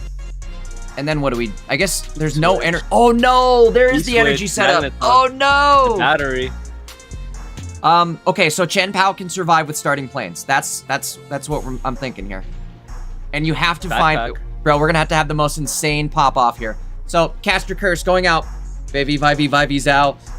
We need the other Baxcallion right now. We got a top deck... Jackie Chan Adventures? Yeah, no. Yeah, that's what that sounded like. Yeah, exactly. Exactly. Busted. Somebody caught that. Let's see. So we're gonna do Big Pow in the active. Cape would be good. Starting planes is here. Guzma, not great. We can Mars him down. We can still survive, I think. Oh, I don't know if I like this now. We don't have type advantage. No, we can still survive because we don't have type advantage, and with starting planes, we get up to 130, so we survive the hit. And if they don't have, Jacob J also has to have the whole play set up, and he's going down to 1 card right here, so he doesn't have it. So maybe Bixie actually has it. This is kind of cooked. All right, let's see. If Bixie can end this turn, we're good. GG's. Actually, it's still scary here. This is still not a good spot to be in, I feel like. Let's see what happens here. He has to draw E-switch. Okay, actually, hold on. No, this is big. What we could do, I like this play. Bixie, put the energy on Baxcalibur. You attach, or you attack with Chen Pao, bring the Heliolisk down to 80 HP. Then you can, the following turn, just knock him out with Big Bax, right? Or snipe with Chen Pao. No, this is cooked for Jay. This is cooked for Jay. You think? Yeah. It's over. Watch him hit the... Oh, he only has 2 cards. I forgot it is over. Yeah, watch him hit the concede button.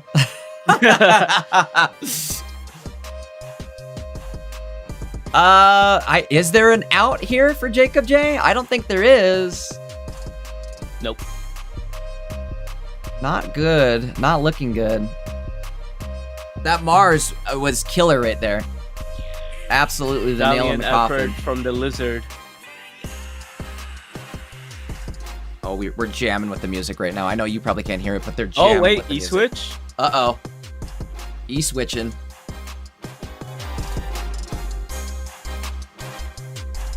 Copycat and then gets E-switch and backpack. Don't even. Don't even. My grandpa's deck has no bad cards. Kaiba, that would be a grandpa's deck situation. 20 seconds, right there. It's over. There's no way. It's over. 20 seconds. Maybe. Oh my god. Last card. He's dancing? It's probably He's dancing? Switch. It's probably switch in his hand. He's dancing? No way. He did the 9-second. No way. Jacob J, you are BMing the hell out of the entire chat right now. 1,000 people watching. He's BMing everybody. It's over. That is crazy. Now he BMs. Now he BMs. I guess if you're Bixie, you just take out the Magneton, right? Imagine. What are you doing? He's just gonna attack with Baxcalibur with 90 and that's it. Oh no. But why not just take out Magneton though? You know what I mean? I would have taken out Magneton right there. You survived the hit no matter what. It doesn't matter. Magneton can't even attack. That's kind of true too. But I still don't like that. That was still a scary play. And he doesn't even have the Magneton if we're looking at this. Like, he has no cards in hand. Hey, Copycat. Copycat would be huge here, so maybe get rid of that cape. That's so funny when it like I say something and it's almost like he hears me. Doesn't matter where you put it, really. Yeah. GG's. I cannot believe Jacob J just scammed us like that. That was funny. Is it 1,000% over? I think it is, right? There's no way around this other than we stall for a turn somehow. And like we could attach Volt Charge and then evolve and survive the hit. And that's our only play. Does it happen? That's Excalibur. It's over. Deck too. It's over. And the grand finals goes to Excalibur Bixie. Excalibur Bixie. I like it. Big back Bixie. Bixie.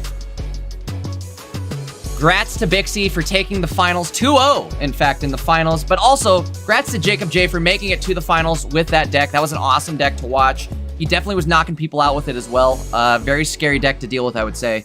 But yeah, that'll do it, Erico. That's our whole entire first tournament for Paldean. The Paldean Premier Pocket Mads number 22. And real Ice Pop. No Ice Pop. You're right. There was no Ice Pop this weekend, guys. Just a reminder, these standings are based off of the fact that there is no Ice Pop. I still think that these decks are going to be great in like ranked play once rank does show up. But expect Hydreigon to be a thing still, right? Hydreigon Ice Pop still going to be a thing in real life. But either way, that's it for our tournament here. Erico, thank you so much for joining me. Guys, reminder, if you haven't subbed up to Erico, if you haven't followed him over on Twitch, go do that now. In fact, Erico, later today, I think we're running a tournament, right? Maybe in two hours, I think? Yep. At 5 p.m. EST, if you guys want to. Zero Gravity pop it on the screen right now. Zero Gravity Gaming, Paldean Wonders. I'm hosting this one. This one is going to be a regular tournament. So yes. If you guys... Open format, no bans on this one. So we'll see the difference, right, between this and Pocket Mads. We'll see what the difference Popsicle makes. Either way, happening here in just over 2 hours. I'll be casting this one, so you guys make sure to come join us, right? Again, go follow up on Erico's Twitch, YouTube. Go follow up on my Twitch, YouTube. Go follow up on Maddie's Twitch, YouTube. Yep. Drop all those likes, drop all those follows, all that good stuff. Yeah, Erico, and anything else I guess you want to add before? Yeah, go ahead. That's what I liked about this tournament is when it showed the possibility of like, you know, how this one card really changes up the meta. And when you have a card that's actually splashable in every single deck and, you know, could affect everything, it's just like, I see people complaining, but the thing is, what they don't realize is that one card that just exists definitely changes the meta so much that like it makes that one Hydreigon deck just broken and everybody's sick of seeing it, right? It's just like when everybody was sick of seeing Suicune, Hydreigon just picked up that mantle, right? Even Dark Tina was there.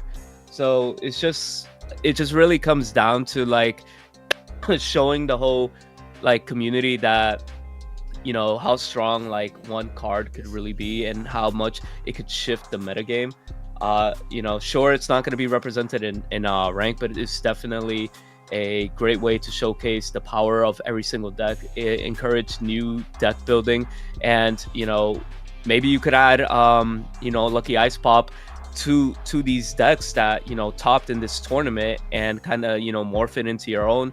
And, you know, in that sense, you know, you could play like these decks but with Ice Pop, you know. So yeah. It's just like it definitely is good data to have. So I totally agree with that sentiment right there too. Like these decks, just because we didn't have Popsicle in this tournament doesn't mean you can't tech in a Popsicle for these decks, and you know, see some wins with the Popsicle in your deck as well. But I thought this was very healthy to not have Popsicle in this tournament. It gave new cards a chance to shine. Dina, if anything, again, you guys should really be praising the Pocket Mads crew here. Hopefully we sold a bunch of packs this weekend just based off players getting to see the new cards, and see how fun it is to play these new cards. Baxcalibur, excellent card. The new Belly Bolt decks are super fun. It was a great pack. I feel like the trailer was kind of misleading, I felt like. The trailer didn't give me much hope, but when the pack actually dropped, it was a great pack, I felt like. So I'm definitely happy with the new cards. I hope we have another great tournament next weekend. In fact, we'll be back next weekend for... Oh, wait. No, we won't be back next weekend. Good thing I brought that up. We are going to have the PGL Pokemon 30th anniversary biggest tournament in Pocket history happening next weekend. I think Taj is going to be back, so I think it's going to be hosted by me and Taj. Sounds like Erico's going to be entering this one, but sounds like a lot of people are going to be entering this one. A $1,500 prize. That is crazy. Make sure you guys go sign up for this one right now. This is going to be a fun one next weekend. It's going to be, again, hopefully the biggest tournament in Pocket history. So I am excited to see what happens here. Popsicle is going to be a thing, so just plan for that, I suppose. But either way, Erico, anything else you want to add here before we wrap things up? That's it. We'll see you guys next time, and thank you for coming out. Yeah, definitely. Thank you again for joining me. It was a lot of fun this weekend. And again, guys, we're going to have another tournament here in a couple hours. So if you guys want more Pocket action, make sure you're followed up to me and Erico over on Twitch and YouTube. We'll be going live in a couple hours for another tournament. And then next weekend, we'll be going live for the PGL/Pocket Mads collab tournament event for the 30th anniversary. That'll be fun. But again, thanks so much for joining us, guys. And thank you to everybody who showed up this weekend, the judges, the viewers, the casters, Erico, me, everybody. Thank you so much for showing up. And again, big shout out to Pocket Mats for letting us cast on his platform. It was a lot of fun. I will see you guys next time in the next tournament. You guys take it easy, have fun, adios, all that good stuff. See you later. Peace.